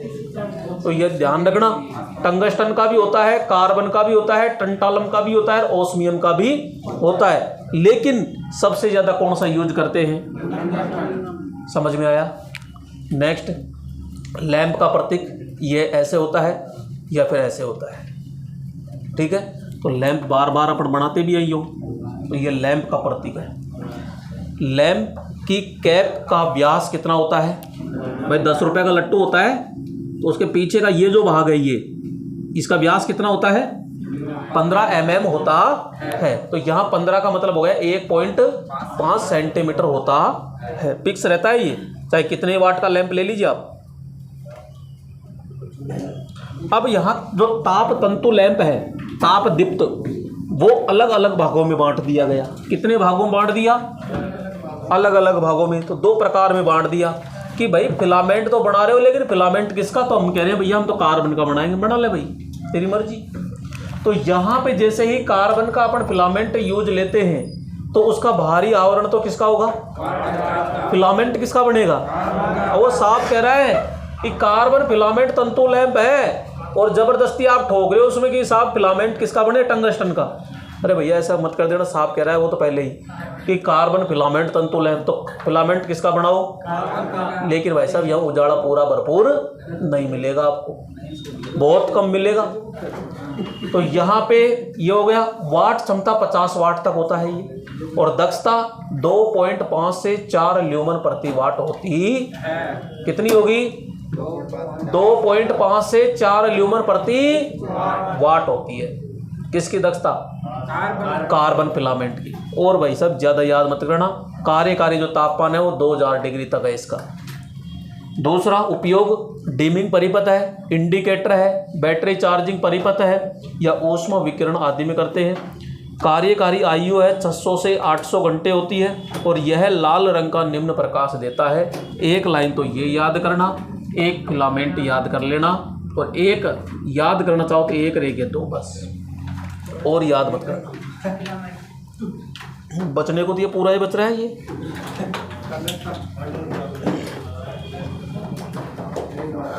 टंगस्टन ये है वेरी मोस्ट। अब इसके अंदर फिलामेंट किसका बनेगा? तो साफ कह रहा है वो टंगस्टन। तो इस लैंप में फिलामेंट टंगस्टन धातु का बना होता है। सामान्यतः टंगस्टन अधिक प्रयोग करते हैं क्योंकि इसका गलनांक उच्च लगभग 3400 डिग्री होता है। तो विशिष्ट प्रतिरोध यानी उच्च होता है, ताप गुणांक धनात्मक होता है। और भाई साहब ये लैंप कितने प्रकार के हो गए? 2 प्रकार के बांट दिए। क्यों बांट दिया? क्योंकि रीजन है इसमें। तो यहाँ पे निर्वात टंगस्टन फिलामेंट लैंप यानी ऐसा लैंप जिसमें हम कुछ भी नहीं भरे, बिल्कुल खाली रखे, निर्वात वैक्यूम। तो वैक्यूम लैंप है। अब भैया वैक्यूम लैंप है तो उसमें कुछ भरोगे क्या? अरे गैस भर दोगे तो वैक्यूम कहाँ हुआ? निर्वात कहाँ हुआ? वो निर्वात का मतलब है उसमें कुछ भी नहीं हो। तो उसका बाहरी आवरण जो कांच होता है वो तो कांच कौन सा है? फिलामेंट कौन सा बनेगा? और ध्यान रखना जो निर्वात होता है वो अधिक उजाला नहीं देगा, इसका मतलब केवल 25 वाट तक बना होता है। और दक्षता इसकी 8 से 10 ल्यूमन प्रति वाट होती है। कितनी होगी? और कार्यकारी तापमान कितना? कार्यकारी आयु तो 750 से लेकर 850 हावर होता है। ये औसत आवर होता है भैया। अब उसका उपयोग इंपॉर्टेंट है। एक होता है नाइट लैंप, एक होता है पिग्मी लैंप, एक होता है कैंडल लैंप, एक होता है सजावटी लैंप आदि में करते हैं। अब देखो नाइट लैंप वीडियो में इनमें अपन देखते हैं बेडरूम होता है, बेड के पास में एक टेबल सी होती है, टेबल के ऊपर एक छोटा सा लैंप लगा देते हैं और सोते समय हाथ यूँ फैला के टप बंद कर देते हैं, है ना। तो वीडियो में देखा होगा, तो वो नाइट लैंप हो गया, यानी ऐसे मान लो। दूसरा अपन कहते हैं पिग्मी लैंप, पिग्मी लैंप। एक लैंप सुनाया आपने, 0 वाट का लैंप, 0 वाट के लैंप को ही पिग्मी लैंप कहते हैं। गलती से पूछ ले पिग्मी लैंप क्या होता है, गज क्या पता गज, नाम जबरदस्ती क्या दे दिया उसका। अब मुझे ये बताओ, जब 0 वाट है तो जलेगा कैसे वो? जब वाट ही 0 कर दिया तो जलेगा कैसे? अरे 2-4 वाट तो रख दे कम से कम। वो इसलिए रख दिया क्योंकि जब दादाजी का समय था ना, उस समय जो हमारा मीटर था वो 0, यानी इस लैंप को लगाने पर उसकी चक्री नहीं घूमती थी। तो वो कह रहे यार लट्टू भी जल रहा है और मीटर की रीडिंग भी नहीं आ रही, घूम ही नहीं रही चक्री, इसका मतलब वो 0 वाट है। भाई रीडिंग ही नहीं दे रहा तो 0 वाट हो गया। लेकिन भैया आजकल तो आप मिली वाट भी अगर कहीं जोड़ते हो, खर्च करते हो, तो वो भी तुरंत कैप्चर हो जाता है। हाँ, तो यहाँ पे और दूसरा कैंडल लैंप, कोई भी छोटे मोटे मंदिर होते हैं घरों में भी, और इसमें एक लट्टू सा लगाते हैं जो मोमबत्ती की तरह जलता रहता है, उसको क्या कहते हैं? कैंडल लैंप कहते हैं। सजावटी लैंप नॉर्मल पहले पुराने ज़माने में जो डेकोरेशन करते थे वहाँ सजावटी लैंप छोटे छोटे से आते थे, तो वो चीज़ होती है इसमें जो पारा होता है उसकी जो वाष्प होती है 10⁻⁻4 मिलीग्राम का प्रयोग निर्वात के रूप में किया जाता। नोट है, इस लैंप के द्वारा ऊर्जा का 90% भाग खर्च हो जाता है तथा केवल 10% भाग ही प्रकाश के रूप में, यानी टोटल हमारे पास में 100% था पावर, उस 100% में से 10% ही पावर का प्रकाश मिलता है, बाकी 90 तो खर्च। भाई आप कोई भी मंदिर में लैंप लगा रहे हो, कितना उजाला आएगा? बहुत नगण्य ही तो आता है, तो वो 10% उजाला मिलता है। अब अपन हो गए परेशान, क्यों? क्योंकि उजाला ही नहीं मिल रहा है। तो हम कह रहे हैं कि भाई साहब आप तापमान बढ़ाओ। भाई 2000 तक 900 डिग्री गर्म किया तो 1% भी आपको तापमान नहीं मिला 900 डिग्री पे, तो हम 900 से 2000 तक बढ़ा दिए तो वहाँ प्रकाश मिला। लेकिन हम चाहते हैं कि बहुत जोरदार तक प्रकाश मिले, तो भाई आपको प्रकाश चाहिए तो तापमान बढ़ाओ ना, 2000 से भी ऊपर करो, 3000 करो, 2500 करो, 2700 करो। फिर अपन ये कहते हैं कि जब हम 2000 से ऊपर जाते हैं ना, तो वहाँ पे वाष्प बढ़ने लग जाती है, और गलती से वाष्प बन गई तो हमारा जो शीशा है, कांच है, वो चटक जाता है, टूट जाता है, फूट जाता है। अब ये भी रम्माद हो गया। तो उस रम्माद को दूर करने के लिए कि हमारा शीशा टूटे न तो अंदर कूलिंग भी रहे, लेकिन फिलामेंट का तापमान ज़्यादा रहे और हमारा शीशा नहीं टूटना चाहिए, तो वहाँ पे फिर इस क्रिया को रोकने के लिए, वाष्प को रोकने के लिए उस लैंप में गैस भरी जाती है। क्या भरी जाती है? गैस भरी जाती है। इसलिए उसको कहा गया है गैस भरा टंगस्टन फिलामेंट लैंप। यानी टंगस्टन फिलामेंट का तो है, लेकिन उसमें क्या भर दिया हमने? अरे गैस भरी कौन सी जाती है? तो भैया एक होती है नाइट्रोजन, एक होती है आर्गन, एक होती है नियोन, एक होती है हीलियम। कोई सी एक गैस भरते हैं, ज़्यादातर हम प्रयोग करते हैं इनका, नाइट्रोजन और आर्गन का हम प्रयोग करते हैं। कैसे भरते हैं वो फैक्ट्री में चलेंगे जब देखेंगे अपन, है ना, भरते कैसे हैं। तो यहाँ इसकी शकल सूरत तो आप जानते हो, 10-12 रुपए का जो लैंप आता है उसी की अपन चर्चा करते हैं। आपसे पूछ ले कि ऊपर का जो व्यास है वो कितना है, तो 15 mm होता है। और ये जो कैप होती है ये किसकी बनी होती है? एल्यूमिनियम की। किसकी बनी होती है? और ये भी हमको पता रहता है कि ये 2 टर्मिनल होते हैं, यहाँ हम सप्लाई देते हैं, लेकिन इस दोनों टर्मिनल के चारों ओर काला भाग भरा होता है। चालक होता है क्या? चालक, अचालक। लेकिन कौन सा? बिटुमिन। कौन सा होता है? बिटुमिन होता है। ठीक है, यहाँ पे इसने वो तो बनाई नहीं पिन, ये लैंप में कैसे डटेगा? हैं? ये लो, ये अपन ने पिन बना दी, तो यहाँ पे। अब दूसरा, यहाँ बीच के जो दो टर्मिनल है ये तो है सपोर्ट, क्योंकि हमारी जो स्प्रिंग है वो जोड़ती है, तो ये तो है सपोर्ट वायर। और दूसरा है ये कि यहाँ पे यहाँ से इस तरह आ रहे हैं ये, और ये है हमारे सप्लाई वायर यानी, और ये है फिलामेंट, और बीच में हमने क्या भर दी, गैस भर दी। तो वाष्प कोई बने तो उसको रोक ले। अब क्या क्या याद रखना है, ये बाहर का जो आवरण है ये तो कांच का बन रहा है, लेकिन कांच कौन सा, कौन सा, फिलामेंट किसका। अब वाट क्षमता देखो, जब हमने पावरफुल बनाया तो पावरफुल तो बनेगा ही, तो वाट क्षमता होती है 40 वाट से लेकर के 1500 वाट तक। इसका मतलब तो हमने ज़्यादातर तो वही देखा है कि हैलोजन 500 वाट की, उसमें भी फिलामेंट होता है, उसमें भी कांच होता है, उसमें भी गैस भरते हैं। तो हाँ, तो वो भी ये इसी प्रकार का है, लेकिन नाम अलग दे दिया उसको, हैलोजन। काम सारा यही है। तो यहाँ पे सीधा कहते हैं कि फिलामेंट यानी वाट क्षमता कितनी है, 40 वाट से लेकर 1500 वाट तक अपन बना सकते। दक्षता कितनी है, तो 10 से 20 ल्यूमन प्रति किसकी, गैस भरे हुए की। और निर्वात की कितनी थी, 8 से 10, कितनी थी, 8 से। निर्वात की कितनी है, और गैस भरे हुए की कितनी है, 10 से 20 ल्यूमन प्रति कार्यकारी तापमान कितना होगा, देखो उसका कितना था 2000, इसका 2200 से 2700, वैसे लगभग 2700 ही करते हैं, लगभग 2700 ज़्यादा करते हैं, तो 2200 से 2700 डिग्री होता है। कार्यकारी जो आयु होती है वो 1000 से लेकर के 1200 घंटे, जबकि उसकी 750 से 700 और 850 होती है, 750 850, जबकि इसकी कितनी होती है, 1000 से 1200 हावर होती।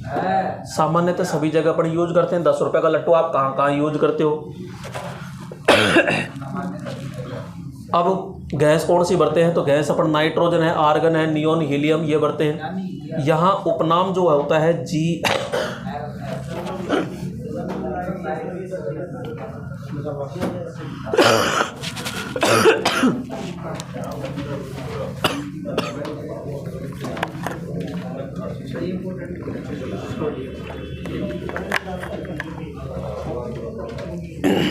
हाँ जी, ये उपनाम है भैया, उपनाम याद रखना। GLS यानी general lighting service, general lighting service. अब ये देखो, तो यहाँ पे गैस डिस्चार्ज जो लैंप होता है, इस लैंप में गैसों का इलेक्ट्रॉन डिस्चार्ज क्रिया द्वारा, ये क्रिया है ना, क्रिया द्वारा प्रकाश उत्पन्न किया जाता। भाई अपन ये कह रहे हैं कि यहाँ पे गैस डिस्चार्ज, ताप तंतु जो ताप दीप्त लैंप था ना, वो एक लैंप पूरा हुआ है। ताप दीप्त लैंप था, 2 प्रकार का होता है, एक कार्बन का बनाया, एक आपने टंगस्टन का बनाया। टंगस्टन 2 प्रकार के हो गया कि एक तो बिना गैस का और एक गैस का। बिना गैस वाले को तो अपन ने निर्वात नाम दे दिया, गैस भरा उसको गैस भरा टंगस्टन दे दिया, यानी ताप दीप्त लैंप कंप्लीट। अब दूसरा लैंप आया अपना gas discharge lamp. Gas discharge lamp में अपन किसी प्रकार का कोई फिलामेंट यूज नहीं करते हैं, क्योंकि फिलामेंट यूज कर देंगे तो ताप द्वारा हो गया, जबकि भैया ताप द्वारा नहीं है यहाँ। तो यहाँ गैस का डिस्चार्जीकरण किया जाता है। सबसे पहले तो अपना गैस डिस्चार्ज लैंप, तो ये होता है प्रतीक गैस डिस्चार्ज लैंप का। अब ये भी 2 प्रकार से हो गए। तो यहाँ पे पहला आ गया आपका sodium vapour lamp. Sodium vapour lamp important है, और मेन चीज़ें देखेंगे। सबसे पहले तो ये शकल सूरत, इसमें क्या होता है कि 2 कांच की नली होती है और दोनों ही यू आकार की होती है ऐसे, ठीक है। दोनों कांच की नली के बीच में तो भैया निर्वात रखा जाता है बिल्कुल, लेकिन अंदर वाली जो कांच की नली होती है ना, इसमें यहाँ पे इलेक्ट्रोड लगाते हैं। पहली बात तो इलेक्ट्रोड, टंगस्टन अलग है। टंगस्टन का मतलब तो सॉरी टंगस्टन क्या, फिलामेंट। फिलामेंट का मतलब तो ये है कुंडली नुमा, और ये आपके टंगस्टन के ही होते हैं होने को, लेकिन ये इलेक्ट्रोड है, सीधे छड़ है, यानी एक तरह की। ये क्या है, ये छड़ है भाई, बस। अब यहाँ पे ये तो है, यहाँ पे इलेक्ट्रॉन उत्सर्जित होंगे। अब इलेक्ट्रॉन उत्सर्जित होंगे तो इलेक्ट्रॉन तो निकल के इधर आ जाएंगे, लेकिन हम चाहते हैं कि इलेक्ट्रॉन प्रकाश दे, तो इलेक्ट्रॉन तो भाई किसी से टकराएगा तब चिंगारी के माध्यम से प्रकाश देगा। तो वहां पे अपन क्या करते हैं, इसके अंदर कुछ पदार्थ भरते हैं, तो यहाँ सोडियम वाष्प के टुकड़े कह दो या सोडियम वाष्प के कण कह दीजिए, तो वो इसके अंदर भरे जाते हैं। इसके अलावा और क्या होता है, तो इसके अंदर आर्गन गैस भी अपन कहते हैं, यानी सोडियम क्रिस्टल के टुकड़े व नियोन गैस, कौन सी गैस भरेंगे, जबकि मरकरी एक होता है आपके फ्लोरोसेंट ट्यूब, तो वहाँ मरकरी भी भरेंगे और वहाँ आर्गन भी अपन यूज लेते हैं, लेकिन यहाँ सोडियम क्रिस्टल के टुकड़े होंगे और कौन सी गैस होगी यहाँ पे, नियोन गैस यूज होती है। आपसे सीधा क्वेश्चन पूछेगा कि जो सोडियम वेपर लैंप होता है उसकी जो अंदर वाली ट्यूब होती है उसमें क्या भरा होता है, तो कह देना सोडियम के तो टुकड़े होते हैं छोटे छोटे और नियोन गैस होती है। नियोन एक चालक गैस होती है। तो यहाँ जैसे इलेक्ट्रॉन जाएगा, इलेक्ट्रॉन इन कणों से टकराएगा तो चिंगारी होगी तो वहाँ ऊष्मा क्या, प्रकाश बनेगा।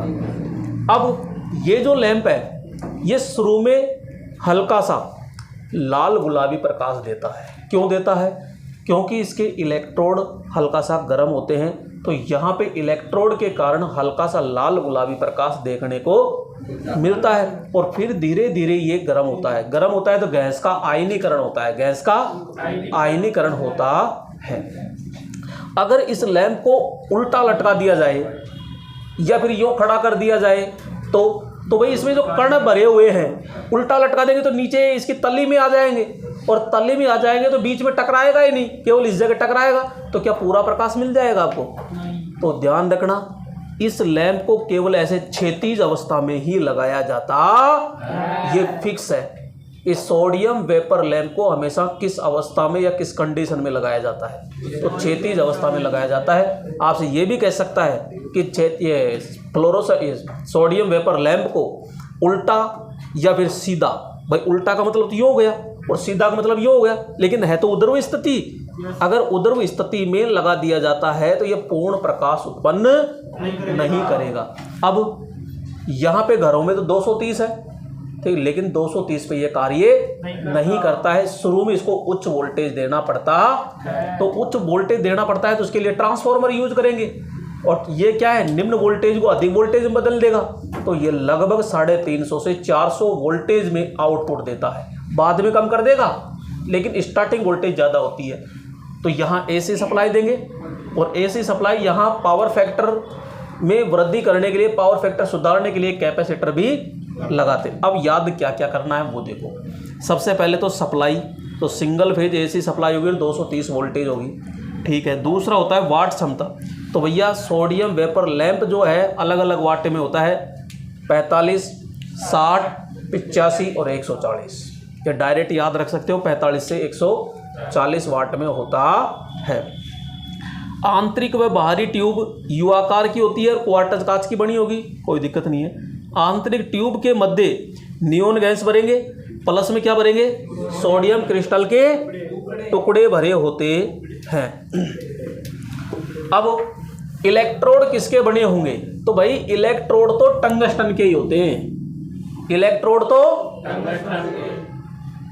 क्या इस टंगस्टन को फिलामेंट कह सकते हैं क्या, नहीं, क्योंकि फिलामेंट तो स्प्रिंग नुमा कॉइल होती है, जबकि मैंने कहा कि ये सीधी छड़ है, बस ये है टंगस्टन है ये, लेकिन इसके ऊपर एक लेप चढ़ा दिया।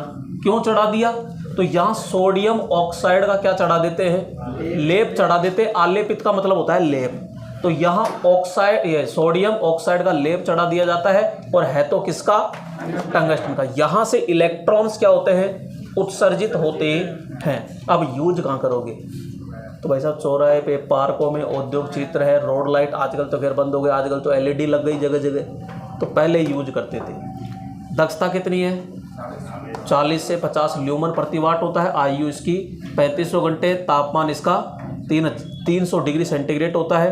प्रतीक इसका ये हो गया। पूर्ण प्रकाश होने में लगभग कितना समय लगेगा, 5 से 10 मिनट का। कई जगह थोड़ा सा ऊपर नीचे हो जाता है, लेकिन एवरेज यह याद रखें। प्रारंभ में प्रकाश का रंग हल्का लाल गुलाबी, लेकिन 5 मिनट बाद में या 10 मिनट बाद में जब देखते हो तो बहुत ही पीले रंग का तीव्र प्रकाश देता है। तो पूर्ण प्रकाशित होने पर पीला रंग होता है बिल्कुल। गैस यूज कौन सी कर रहे हो, उच्च दाब के साथ नियोन गैस, उच्च दाब के साथ कौन सी गैस होगी, और पावर फैक्टर होता है इसका 5 से कम। ये जो मैंने चिन्ह लगाया है ये इंपॉर्टेंट लाइन रहेगी, ये तीनों चारों ये लाइन है और यहीं से ज़्यादा पुटअप करता है क्वेश्चन। 5 से कम में हो गया उपनाम कोल्ड कैथोड लो प्रेशर, और स्थापित हमेशा क्षैतिज अवस्था में होता है। तो यहाँ पे सोडियम वेपर लैंप होता है कंप्लीट। सोडियम वेपर लैंप ही सबसे ज़्यादा पूछा जाता है अन्य लैंपों की तुलना में, अन्य लैंपों की तुलना में सोडियम वेपर लैंप सबसे ज़्यादा पूछा जाता है, ये ध्यान रखना। अब आता है आपके मरकरी वेपर लैंप। अब मरकरी वेपर लैंप क्या है, तो भैया आप इसके नाम याद रख लेना, क्योंकि यहाँ से क्वेश्चन ज़्यादा वो नहीं करता। तो मरकरी वेपर लैंप है, तो मरकरी वेपर लैंप दो प्रकार से होता है, एक होता है उच्च दाब मरकरी वेपर लैंप और एक होता है निम्न दाब मरकरी वेपर लैंप। निम्न दाब मरकरी वेपर लैंप होता है जो है ट्यूब लाइट यानी फ्लोरोसेंट ट्यूब, लेकिन जो उच्च दाब है ये 3 प्रकार के हैं फिर। तो मरकरी आर्गन टंगस्टन लैंप यानी MAT है ना, यहाँ से नाम याद रख लेना, इसकी विवरण नहीं पढ़ना, कंफ्यूज ज़्यादा हो जाओगे। एक पढ़ना है मरकरी आर्गन लैंप यानी MA लैंप, और एक पढ़ना है आपको मरकरी वेपर लैंप, ठीक है, MV लैंप। बस अब ये एक चीज़ पढ़नी है कि जो आपके उच्च क्षमता के लैंप होते हैं, जैसे सोडियम वेपर लैंप है या मरकरी वेपर लैंप है, तो इसमें एक प्रभाव होता है, ये इंपॉर्टेंट है, स्ट्रेबोस्कोप। क्या होता है स्ट्रेबोस्कोप? ये क्या होता है, जब इस लैंप को चला देते हैं, जलाते हैं, 10 मिनट में पूरा प्रकाश देने लग गया। अब इस प्रकाश के अंदर कोई भी वस्तु घूम रही है, जैसे पंखा चला दिया हो, तो ये पंखा सीधा चल रहा है जैसे, लेकिन सीधा चलता हुआ अपन को विपरीत दिशा में घूमती हुई दिखाई देती है। कई बार आपने देखा हो, कहीं गए हो और सीधी वस्तु घूमती हुई उल्टी दिशा में घूमती हुई दिखाई देती है, तो वो प्रभाव आपका क्या कहलाएगा। अब इसको दूर करने के लिए क्या किया जाए, तो भाई यहाँ पे कितने लैंप लग रहे हैं, एक, तो एक नहीं भैया आपको 2 लगाने पड़ेंगे, और दोनों आमने सामने लगाने पड़ेंगे। जब ये उल्टी दिशा में घुमाएगा तो वो भी तो उल्टी दिशा में घुमाएगा, तो ये उल्टा कर देगा तो वो सीधा कर देगा। तो यानी वास्तविक जो गति है वैसे आपको दिखाई देगी, यानी ये प्रभाव तभी दूर होगा जब 2 लैंप आमने सामने लगाए जाएंगे। लैंपों के प्रकाश में सीधी घूमती हुई वस्तु उल्टी घूमती हुई दिखाई देती है, तो यह प्रभाव स्ट्रेबोस्कोप प्रभाव कहलाता है। निवारण क्या है, 2 लैंपों को आमने सामने यानी विपरीत अवस्था में लगा दिया जाता। अब आता है आपका निम्न दाब मरकरी वेपर लैंप, यानी तो फ्लोरोसेंट ट्यूब जो अपन घरों में यूज लेते हैं। अब ये इंपॉर्टेंट है भाई, एक तो ट्रेड टेस्ट में भी इम्पोर्टेंट है, तो ये आपको संयोजन ये भी आना चाहिए। तो देखो बीच में जो आपका डंडा होता है यानी ये ट्यूब होती है वो, तो ट्यूब के अंदर क्या भरा है, आर्गन प्लस, लेकिन ध्यान रखना ये यहाँ निम्न दाब में भरते हैं, उच्च दाब में नहीं भरेंगे, निम्न दाब में। 2 इलेक्ट्रोड इधर निकलेंगे और 2 टर्मिनल, यहाँ पे एक छोटा सा वो होता है स्टार्टर। आपने मेन ट्यूबलाइट में देखा वो छोटा सा भाग जिसको निकाल के जेब में भी रख लेते हैं, तो ये है स्टार्टर। क्या होता है स्टार्टर में कौन सी गैस भरी होती है, तो इसमें हीलियम। कौन सी गैस होती है, हीलियम ऑप्शन में नहीं आए तो हाइड्रोजन आएगा। सारी चीजें नीचे लिखी हुई है, टेंशन मत करो। दूसरा कहते हैं चौक। अब ये स्टार्टर कहाँ जुड़ रहा है, तो अपन कहेंगे जो टर्मिनल है उस टर्मिनल के देखो श्रेणी क्रम में ऐसे, और यहाँ पे ये इधर आ गया तो ये चौक है, जो चौक फेज तार के श्रेणी क्रम में है यो, ठीक है। तो फ्लोरोसेंट के भाग देखिएगा। सबसे पहले अपन बात करते हैं कि इसमें 3 ही भाग होते हैं। तो पहला भाग है ट्यूब। तो ट्यूब के अंदर क्या क्या पढ़ना है कि ट्यूब सबसे पहले तो ये बता दो कौन से कांच की बनी, तो हमने कह दिया कि भाई क्वार्टज कांच की बनाई जाती है, ठीक है। उसकी लंबाई कितनी होती है, तो अपन कहते हैं 1 फुट से लेके, अरे 15 फीट नहीं है, 5 फीट है भाई, ये 5 करना है इसको, 5 फीट है। तो 1 फीट से लेके 5 फीट तक होती है, यानी 30 सेंटीमीटर में 1 फीट होगा, और 150 सेंटीमीटर है तो 150 में सीधा 5 फीट ही होता है। ये गलती से टाइप हो गया, टाइप क्या लिख दिया। व्यास का मतलब क्या है, यहाँ पे जो होती है ट्यूब आपने एक मोटी देखी होगी, एक पतली देखी होगी, गलती से कहीं देखी हो तो दो प्रकार की होती है। तो व्यास एक तो 20 mm में होता है और एक 40 mm में होता है, यानी एक तो 2 सेंटीमीटर मोटा होता है और एक 4 सेंटीमीटर होता है। वाट क्षमता दो में होती है 20 से 40 वाट। इसमें नहीं है, ये एलईडी है, ये तो एलईडी है। वो लंबी सी आती है जिसमें अलग से निकाल के धर लेते हैं डंडा, हाँ कांच वाली, तो वो है ट्यूबलाइट। ये तो एलईडी आजकल तो, ये तो हाँ सर्कसों में होता है ना, वो उसी की बात कर रहा हूँ मैं। अब देखो आगे, यहाँ पे दक्षता कितनी होगी, 50 से 60 ल्यूमन प्रति वाट। आयु कितनी है, 6000 से। और यहाँ पे ट्यूब में धारा कितनी होती है, 430 मिली एम्पियर। गैस कौन सी भरेंगे, मरकरी प्लस आर्गन निम्न दाब के साथ। और पारा जो होता है 20 से 25 मिलीग्राम होता है। फिलामेंट जो होते हैं बेरियम ऑक्साइड आलेपित टंगस्टन के बने होते हैं। दूसरा ये इंपॉर्टेंट रहेगा इसमें, देखो क्योंकि जो ट्यूब लाइट होती है ना, उस ट्यूब लाइट के अंदर की ओर ट्यूब की आंतरिक सतह पर जो लेप होता है वो फ्लोरोसेंट पदार्थ होता है या प्रतिदीप्ति पदार्थ होता है, या कैल्शियम टंगस्टेट या मैग्नीशियम टंगस्टेट, इनमें से कोई सा भी एक लगाते हैं। कभी आपने ट्यूबलाइट देखी है तो अंदर का फिलामेंट दिख जाता है क्या आपको? नहीं दिखता ना, क्योंकि अंदर की तरफ पॉलिश कर दी। अब वो पॉलिश करते क्यों है? क्योंकि वहां से पराबैंगनी किरणें निकलती है और हमारी आंखों के लिए वो हानिकारक है। तो उन पराबैंगनी किरणों को रोकने के लिए, या फिर सीधा ऐसे कह दो दृश्य प्रकाश बनाने के लिए ये लेप किया जाता है। क्योंकि पराबैंगनी किरणें तो अदृश्य किरणें हो गई, शुरू में ही पढ़ाया मैंने आपको, जबकि दृश्य किरणें आंखों के लिए नुकसान नहीं पहुंचाती। तो यहां देखने योग्य प्रकाश में बदलने के लिए ही अंदर की ओर क्या किया जाता है, लेप किया जाता। और वो लेप किसका होता है, तो फ्लोरोसेंट एक पदार्थ होता है। पदार्थ के रूप में आप कह सकते हो प्रतिदीप्ति पदार्थ है, या कैल्शियम टंगस्टेट या मैग्नीशियम टंगस्टेट होता है। इंपॉर्टेंट है ये। आगे देखो, स्टार्टर यानी प्रवर्तक, तो उपनाम होता है यहाँ ग्लो टाइप स्टार्टर। जो हमारी ट्यूबलाइट होती है फ्लोरोसेंट, उसमें बीच में से एक बड़ा सा भाग होता है, तो वहाँ क्या करता है, वो प्रारंभिक वोल्टेज को अति उच्च कर देता है लगभग 1000 वोल्टेज पर। जैसे ही आपकी 1-2 बार यों कम ज़्यादा यों के और फिर तुरंत जल जाती है। तो शुरू में वो जो जाती है तो वो किधर होके जाती है, तो अपन कहते हैं कि ये स्टार्टर से होते हुए और यहाँ से होते हुए और इधर जाती है। और यहाँ पे आपका चौक होता है, तो चौक इस तरह लगता है। तो यहाँ पे ये आपका स्टार्टर होता है, ये क्या करता है, बार बार इसमें पत्ती होती है, बार बार ये यूँ करता है, यूँ करके और धारा को इस तरह भेजता है। यहाँ पे फिलामेंट होते हैं ये। फिर बाद में धारा जो है डायरेक्ट इधर से यूँ जाती है, यूँ जब जल जाती है। अब इसको निकाल के अपनी जेब में रख लो, लेकिन गलती से बंद कर दी और दोबारा चलाओगे तो नहीं जलेगी, क्योंकि परिपथ अब टूट गया। तो यहाँ पे इलेक्ट्रॉन सीधे यहाँ आ जाते हैं, किसकी वजह से आते हैं, चौक की वजह से, क्योंकि ये उच्च वोल्टेज दे देता है।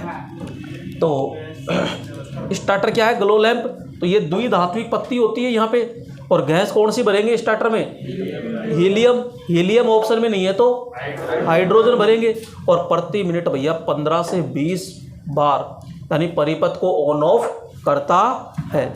स्थापित फिलामेंट के इलेक्ट्रोड यानी फिलामेंट जो होते हैं ये, तो इनके श्रेणी क्रम में संयोजित किया जाता है। नोट क्या है, ट्यूब प्रचालित होने के बाद स्टार्टर हटाने पर भी ट्यूब निरंतर प्रचालित होती रहती। क्यों? क्योंकि यहाँ से सीधी धारा गई और यहाँ पे इधर से इलेक्ट्रॉन इधर से सीधे गुजर जाते हैं, तो इसको हटा सकते हैं। तो ये ध्यान रखना। अब इसमें आपको स्टार्टर में क्या क्या याद रखना है, एक तो याद रखना है गैस, है ना, और दूसरा ये नोट, बस अभी तो ये इतना याद रखना। वैसे तो पूरा इम्पोर्टेंट तो है, लेकिन करे क्या, इस समय वो ज़्यादा इम्पोर्टेंट है। अब आता है चौक। तो भैया चौक कहाँ जोड़ेंगे, फेज तार के श्रेणी क्रम में जोड़ते हैं। तो यहाँ फेज तार के श्रेणी क्रम में जोड़ दिया। पहला काम होता है प्रारंभिक वोल्टेज को अति उच्च करना लगभग 1000 में, और फिर धारा को वापस क्या कर देता है, सीमित कर देता है। सिद्धांत किस पे काम करेगा, प्रेरण पर। तो यह लोहे क्रोड युक्त चौक और इसकी पत्ती ढीली हो जाती है तो इस ट्यूबलाइट में से तूतरने की यानी गुंजन ध्वनि आती है, तो उसे हमिंग या हम ध्वनि कहते हैं, क्योंकि उसकी जो पत्तियां हैं वो क्या हो चुकी है, ढीली होती है। अगला लैंप आता है नियॉन लैंप। फेज टेस्टर तो देख लिया होगा। फेज टेस्टर में एक छोटा सा लट्टू होता है बस, तो उसे ही क्या कहते हैं अपन, नियॉन लैंप कहते हैं। अब उसमें क्या क्या होता है वो देखो। उसमें 2 इलेक्ट्रोड होते हैं, तो एक तो होता है तांबे का और दूसरा होता है लोहा या फिर निकल का होता है। बोलो गैस कौन सी भरेंगे। और नियॉन लैंप कितनी वाट क्षमता में होता है, कितना होता है। अब भाई डायरेक्ट अगर इसको लगा देते हैं तो फ्यूज हो जाएगा, तो बचाने के लिए अपन इसके श्रेणी क्रम में क्या जोड़ते हैं, तो 2 किलो ओम लगभग है, ये ऊपर नीचे भी हो सकता है। तो इलेक्ट्रोड के श्रेणी क्रम में होता है। इसका आकार कैसा होगा, कीमत, उपयोग कहाँ करेंगे, या तो क्योंकि कंट्रोल बोर्ड होते हैं उसमें भी छोटा सा लट्टू होता है यानी इंडिकेटर, या फिर फेज टेस्टर में अपन प्रयोग करते हैं। बस इतना याद करना है। और ये AC DC दोनों पे कार्य। अब ये तो पता होना चाहिए फेज टेस्टर में प्रकाश का रंग कैसा आया, तो हल्का लाल गुलाबी आता। नियॉन जो लैंप था इसी का ही एक रूप और आ गया, नियॉन साइन ट्यूब। आजकल तो खैर ये कम हो गया, आजकल तो लेटेस्ट LED में चला दिया। पहले कोई भी विज्ञापन कार्य होते थे तो वहाँ पे ऐसे नाम बनाए जाते थे नली के, और ये लैंप है या नहीं, ऐसे नली होती है लेकिन इसमें आकार में इस तरह बनाया गया। अब इसको क्या है, पर मीटर 1000 वोल्टेज की आवश्यकता है शुरू में देने के लिए, तो यहाँ ट्रांसफार्मर लगाया जाता है। तो ट्रांसफार्मर भी स्टेप अप वाला होता है। पावर फैक्टर सुधारने के लिए यहाँ पे क्या लगा दिया, कैपेसिटर। ये सर्किट ब्रेकर है, ये जोड़ दिया। तो यहाँ सीधा सा अपन ये कहते हैं कि आकार कैसा है, तो अपन कहेंगे अक्षरों के रूप में ट्यूब होती है। ये अक्षरों के रूप में भाई लंबाई लगभग कितनी होती है, 5 मीटर तक होती है इसकी, 5 मीटर तक होती है। और व्यास बिल्कुल कम है, 10 mm से 20 mm। जीवन काल इसका ज़्यादा ही होता है। और गैस निम्न दाब पर प्रयोग करते हैं, ट्रांसफॉर्म स्टेप अप हो गया। और प्रकाश रंग गैस पर निर्भर करता है। इसका मेन होता है उपयोग। और विज्ञापन कार्यों में सीधा सा क्वेश्चन पूछा जाएगा, विज्ञापन कार्यों में कौन सा लैंप प्रयोग करते हैं, तो सीधा ठोक देना नियॉन साइन ट्यूब प्रयोग करते। बस एक ही लाइन है इसमें इम्पोर्टेंट।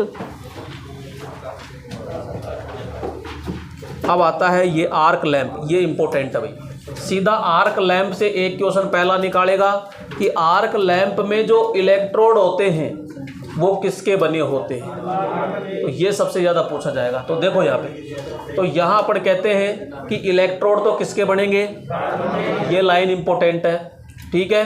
अब देखो कि पॉजिटिव इलेक्ट्रोड है, नेगेटिव इलेक्ट्रोड से दुगना मोटा होता है, तो यहाँ भी मैंने बना रखा है, ये तो पतला है, सॉरी इसने तो बराबर से ही बना दिए,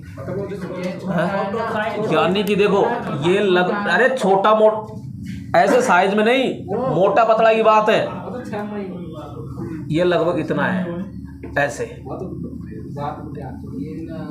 है ना, यानी ये जितना भी है ना इसका दुगना मोटा ये होता है ऐसे। चलो खैर कोई दिक्कत नहीं है, समझना है अपन को ना, काटा पीटी मत करना रिकॉर्ड में। प्रकाश धनात्मक इलेक्ट्रोड से तो कितना मिलेगा 85%, ऋणात्मक से कितना मिलेगा, और दोनों के मध्य स्पार्किंग होती है तो वहां से कितना 5 से 10% मिलेगा। कार्य AC/DC दोनों पर काम करेगा आर्क लैंप, ये चीज ध्यान रखना। और इसका उपयोग प्रोजेक्टर के रूप में भी, जैसे प्रोजेक्टर चल रहा है आजकल तो खैर LED में आ गए, पहले पुराने थे ना तो आर्क लैंप यूज होते थे। सर्ज लाइट अपन शादी समारोह में भी काफ़ी ऊपर तक जाती है सर्ज लाइट, या बॉर्डर पर अपन यूज करते थे तो वो सर्ज लाइट होती है। दोनों इलेक्ट्रोड के मध्य जो गैप होता है वो भैया 1.5 से 6 mm, यानी यहाँ कितना गैप होना चाहिए। पावर फैक्टर पश्चगामी होता है और इसमें सबसे अधिक पराबैंगनी किरणें उत्पन्न होती है। आप इसमें एक ही चीज़ है, कौन सा, कि इसका इलेक्ट्रोड, ठीक है, दूसरा कहाँ गया, ये उपयोग वेरी मोस्ट कि प्रोजेक्टर और आर्क लैंप या सर्ज लाइट होती है, उसमें कौन सा लैंप यूज करते हैं। तो प्रोजेक्टर है या सर्ज लाइट होती है तो उनमें अपन यहाँ पे आर्क लैंप यूज करते हैं। और भैया इसके दर्शन तो आप सबने कर ही लिए, ब्याह शादी में खूब आपने देखा है हैलोजन के, है ना। तो हैलोजन के देखो दो चार चीज़ें। अब आवरण तंग नली का ये आपसे इम्पोर्टेंट नहीं है। और फिलामेंट बेरियम ऑक्साइड आलेपित टंगस्टन क्वाइल लूमा, है ना, तो ये इम्पोर्टेंट है। हाँ, उपनाम इसको फ्लड लैंप कहते हैं। क्यों? क्योंकि वो लैंप जो उच्च क्षमता में प्रकाश देता है ना, उसे अपन फ्लड लैंप। तो क्वेश्चन ऐसे भी कह सकता है कि कौन से लैंप का उपयोग अध्ययन कक्ष में नहीं करना चाहिए। तो भाई साहब इसका मत करना, क्योंकि आंखों में जलन पैदा होने लग जाएगी। तो ये थोड़ा सा ध्यान रखना। तो यहाँ फ्लड लैंप हो गया। और गैस है तो इसमें ब्रोमीन, क्लोरीन, स्टेनिन, आयोडीन, फ्लोरीन, इनमें से कोई एक, यानी कि जो यहाँ पे आपका हैलोजन है ना, ये हैलोजन खुद गैस है, यानी एक समूह का ग्रुप है ये हैलोजन। और हैलोजन में ये गैसें हैं तो कोई सी एक गैस इसमें भरते हैं अपन। दक्षता कितनी है? 25 ल्यूमन प्रति वाट से 35 होती है। जीवन काल इसका कमी होता है। हाँ, इसका उपयोग तो भैया सभी जितने भी खेल मैदान हैं उनमें, हवाई अड्डा है, स्टेशन है, चौराया है, शादी समारोह आदि। अरे कोई दिक्कत नहीं है, बोल दिया ना मैंने, शादी समारोह। तो यहाँ पे एक तो फिलामेंट, ठीक है, एक उपनाम और एक गैस की कोई ज़्यादा वो नहीं है, और एक इसमें ये, हाँ, और एक ये। कौन सा लैंप सबसे अधिक विद्युत खर्च करता है? तो अपन कह देंगे हैलोजन सबसे अधिक विद्युत खर्च करता है। अब भाई अपनी आई थी ट्यूबलाइट, फ्लोरोसेंट ट्यूब, उसी का छोटा रूप था CFL। तो ये मार्केट में ज़्यादा दिनों तक नहीं रुक पाई और इसको टक्कर दे दी किसने? LED ने। तो ज़्यादा दिनों तक रुकी ही नहीं। पहले कांच की सी छोटी सी आती थी जो लपेटे खा के भी आती थी, ऐसे भी आती थी। तो वो फ्लोरोसेंट का ही सुधरा हुआ रूप, सुधरा क्या, छोटा रूप था। तो यहाँ पे अपन कह सकते हैं यह फ्लोरोसेंट का सुधरा हुआ रूप, या फिर यहाँ लिख देना छोटा रूप, है ना। तो आकार बाकी देखो सारी चीज़ें वही है इसमें, तो इसमें ज़्यादा वो नहीं है। CFL की फुल फॉर्म जरूर याद रखना, कॉम्पैक्ट फ्लोरोसेंट लैंप। LED अपन ने पढ़ाया था, LED डायोड। तो LED डायोड तरीके से पढ़ा था, प्रतीक चिन्ह है। और वर्तमान में जो LED डायोड यूज ले रहे हैं, LED वो ज़्यादातर ले रहे हैं लैंपों के रूप में। तो LED की फुल फॉर्म क्या होगी? Light emitting diode, light emitting diode. किसी को कोई डाउट? तो यहाँ पे अपन इस तरह यूज करते हैं। आकार बहुत छोटा है, कीमत अधिक होती है और मिलीवाट में होती है। वैसे जीवन काल 50,000 होता है। पावर फैक्टर पश्चिगामी होगा। उपयोग सभी जगह आजकल यूज करते हैं। पदार्थ इसमें अर्धचालक होता है। तो यहाँ से कोई ज़्यादा वो नहीं है। फ्लड लैंप का मतलब यही है कि जो आपकी फ्लोरोसेंट थी ना, फ्लोरोसेंट है वो, सॉरी फ्लोरोसेंट क्या, हैलोजन। आजकल हैलोजन के स्थान पे शादी समारोह में क्या देखने को मिल रहा है? LED। लेकिन LED बड़ी छोटी, तो बस तो फ्लड लैंप ही है। तो LED लगा दिया भाई, फ्लड लैंप ही तो है ये, उसके आगे LED शब्द लगा दिया, तो LED फ्लड लैंप। तो वो LED का बड़ा रूप है यानी ये। एक सोलर सेल, ये सोलर लैंप होता है जो अपन रोड लाइटों पर इस जगह कई बार लगाते हैं, ये वो नहीं है। इसमें एक ये थोड़ा सा ये देख लीजिए, जलती बुझती लैंप लड़ी। शादी समारोह में अपन यूज करते थे, जो भगती हुई ऐसे नज़र आती थी। आजकल दूसरा सिस्टम है, आजकल तो इलेक्ट्रॉनिक सिस्टम सेट कर दिया। पहले क्या होता था, तो कम वोल्टेज यानी 3 से 6 वोल्ट लैंप को लड़ी के श्रेणी क्रम में ट्यूब लाइटर, स्टार्टर या फ्लैशर लैंप या मास्टर लैंप संयोजित करके लैंपों को जलाया जाता था। पहले एक लड़ी आती थी 25-30 रुपए की, जो दीपावली पे लगाते थे, और उसमें छोटे छोटे से पतले पतले लैंप आते थे, और उसमें 2 लैंप अलग आते थे जिसको मास्टर लैंप कहते थे। तो बार बार वो कम ज़्यादा यो ऑन ऑफ होता था।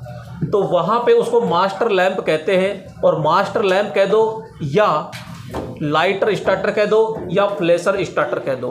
तो ये तो कम वोल्टेज के लिए है, लेकिन ज़्यादा वोल्टेज के लिए क्या किया जाता है, ड्रम स्विच प्रयोग किया जाता है। तो हाँ, ड्रम स्विच।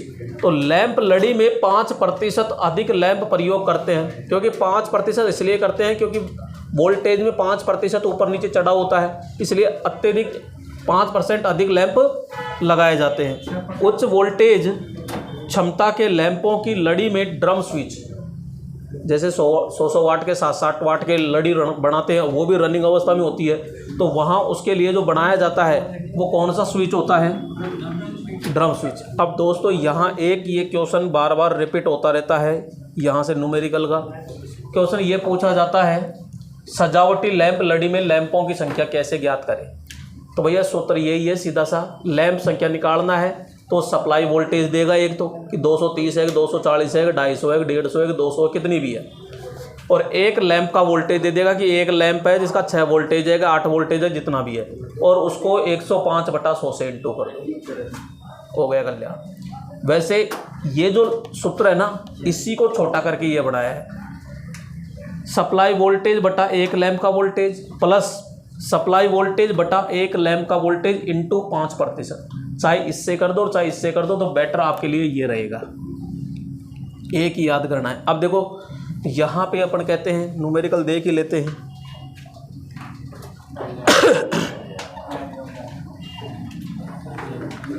देखो क्वेश्चन क्या कह रहा है, किसी लैंप लड़ी में प्रति लैंप प्रति लैंप 6 वोल्ट है, यानी एक वोल्टेज कितनी क्षमता का, एक लैंप कितनी क्षमता का है, 6 वोल्टेज का है, और वो सारे के सारे श्रेणी क्रम में भी जोड़ने हैं। और कितना वोल्टेज देना है, सप्लाई 240 देना है, सप्लाई के साथ संयोजित करते हैं तो कुल लैंपों की संख्या ज्ञात करो। तो भैया सूत्र तो ये रहा, सप्लाई वोल्टेज 240 है, हमने 240 रख दिया, एक लैंप का वोल्टेज यहाँ से उठाया 6 तो 6 रख दिया, और यहाँ पे 105/100, तो ये 105/100 ये काट दिया इसने, तो 5 से काटा तो 20 और 5 से काटा तो 21। जब इसको 6 से काटा, ये काटा और ये इससे काटा, 2 बार और 2 × 21 यानी कि 42। तो ये 42 लैंप आते हैं। और मैं बता रहा था ड्रम स्विच, तो भैया ड्रम स्विच इस प्रकार से होता है, ये ड्रम स्विच होते हैं, ऐसे बड़े लैंप होते हैं ये, तो इनको लगाए जाते हैं, इसमें एक मोटर प्रयोग करते हैं, इसमें एक स्लिप रिंग तो पूरी होती है, एक स्लिप रिंग को 3 भागों में तोड़ देते हैं, तो ऐसे लगाते हैं, और यहाँ ब्रश लगाई जाती है। जब ये घूमता है तो ये बार बार आगे पीछे टच होती है, आगे पीछे टच होती है, तो इसी प्रकार आगे पीछे जड़ते रहते हैं ये।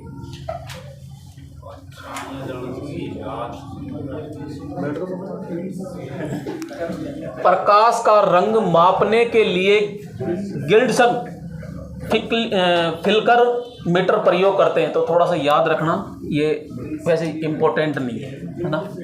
ड्रम स्विच में एक रिंग को 3 भागों में विभाजित करते हैं, सिंगल फेज है, ये इंपॉर्टेंट नहीं है। अब देखो ये थोड़ा सा इंपॉर्टेंट है भाई, इसको याद करना, ये है इंपॉर्टेंट।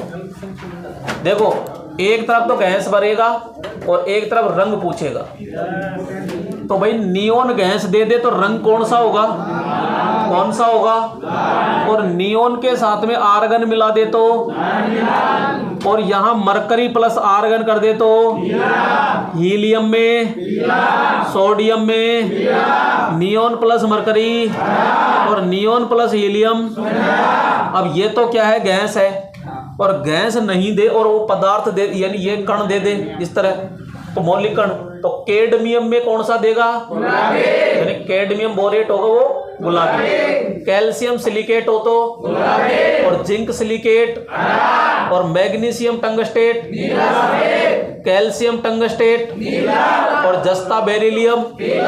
तो गैस से ज्यादा इंपॉर्टेंट रहेगा ये, गैस से ज्यादा इंपॉर्टेंट कौन सा रहेगा, ये। एक जिंक सिलिकेट का बार बार पूछता है और जस्ते का बार बार पूछता है, तो जिंक का तो कौन सा हो जाएगा, हरा, और जस्ते का कौन सा हो जाएगा, ये। जिंक हरा और जस्ता पूछ ले तो पीला।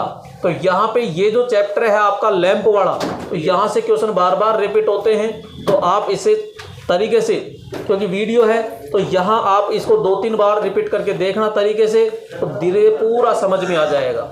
ठीक है, धन्यवाद।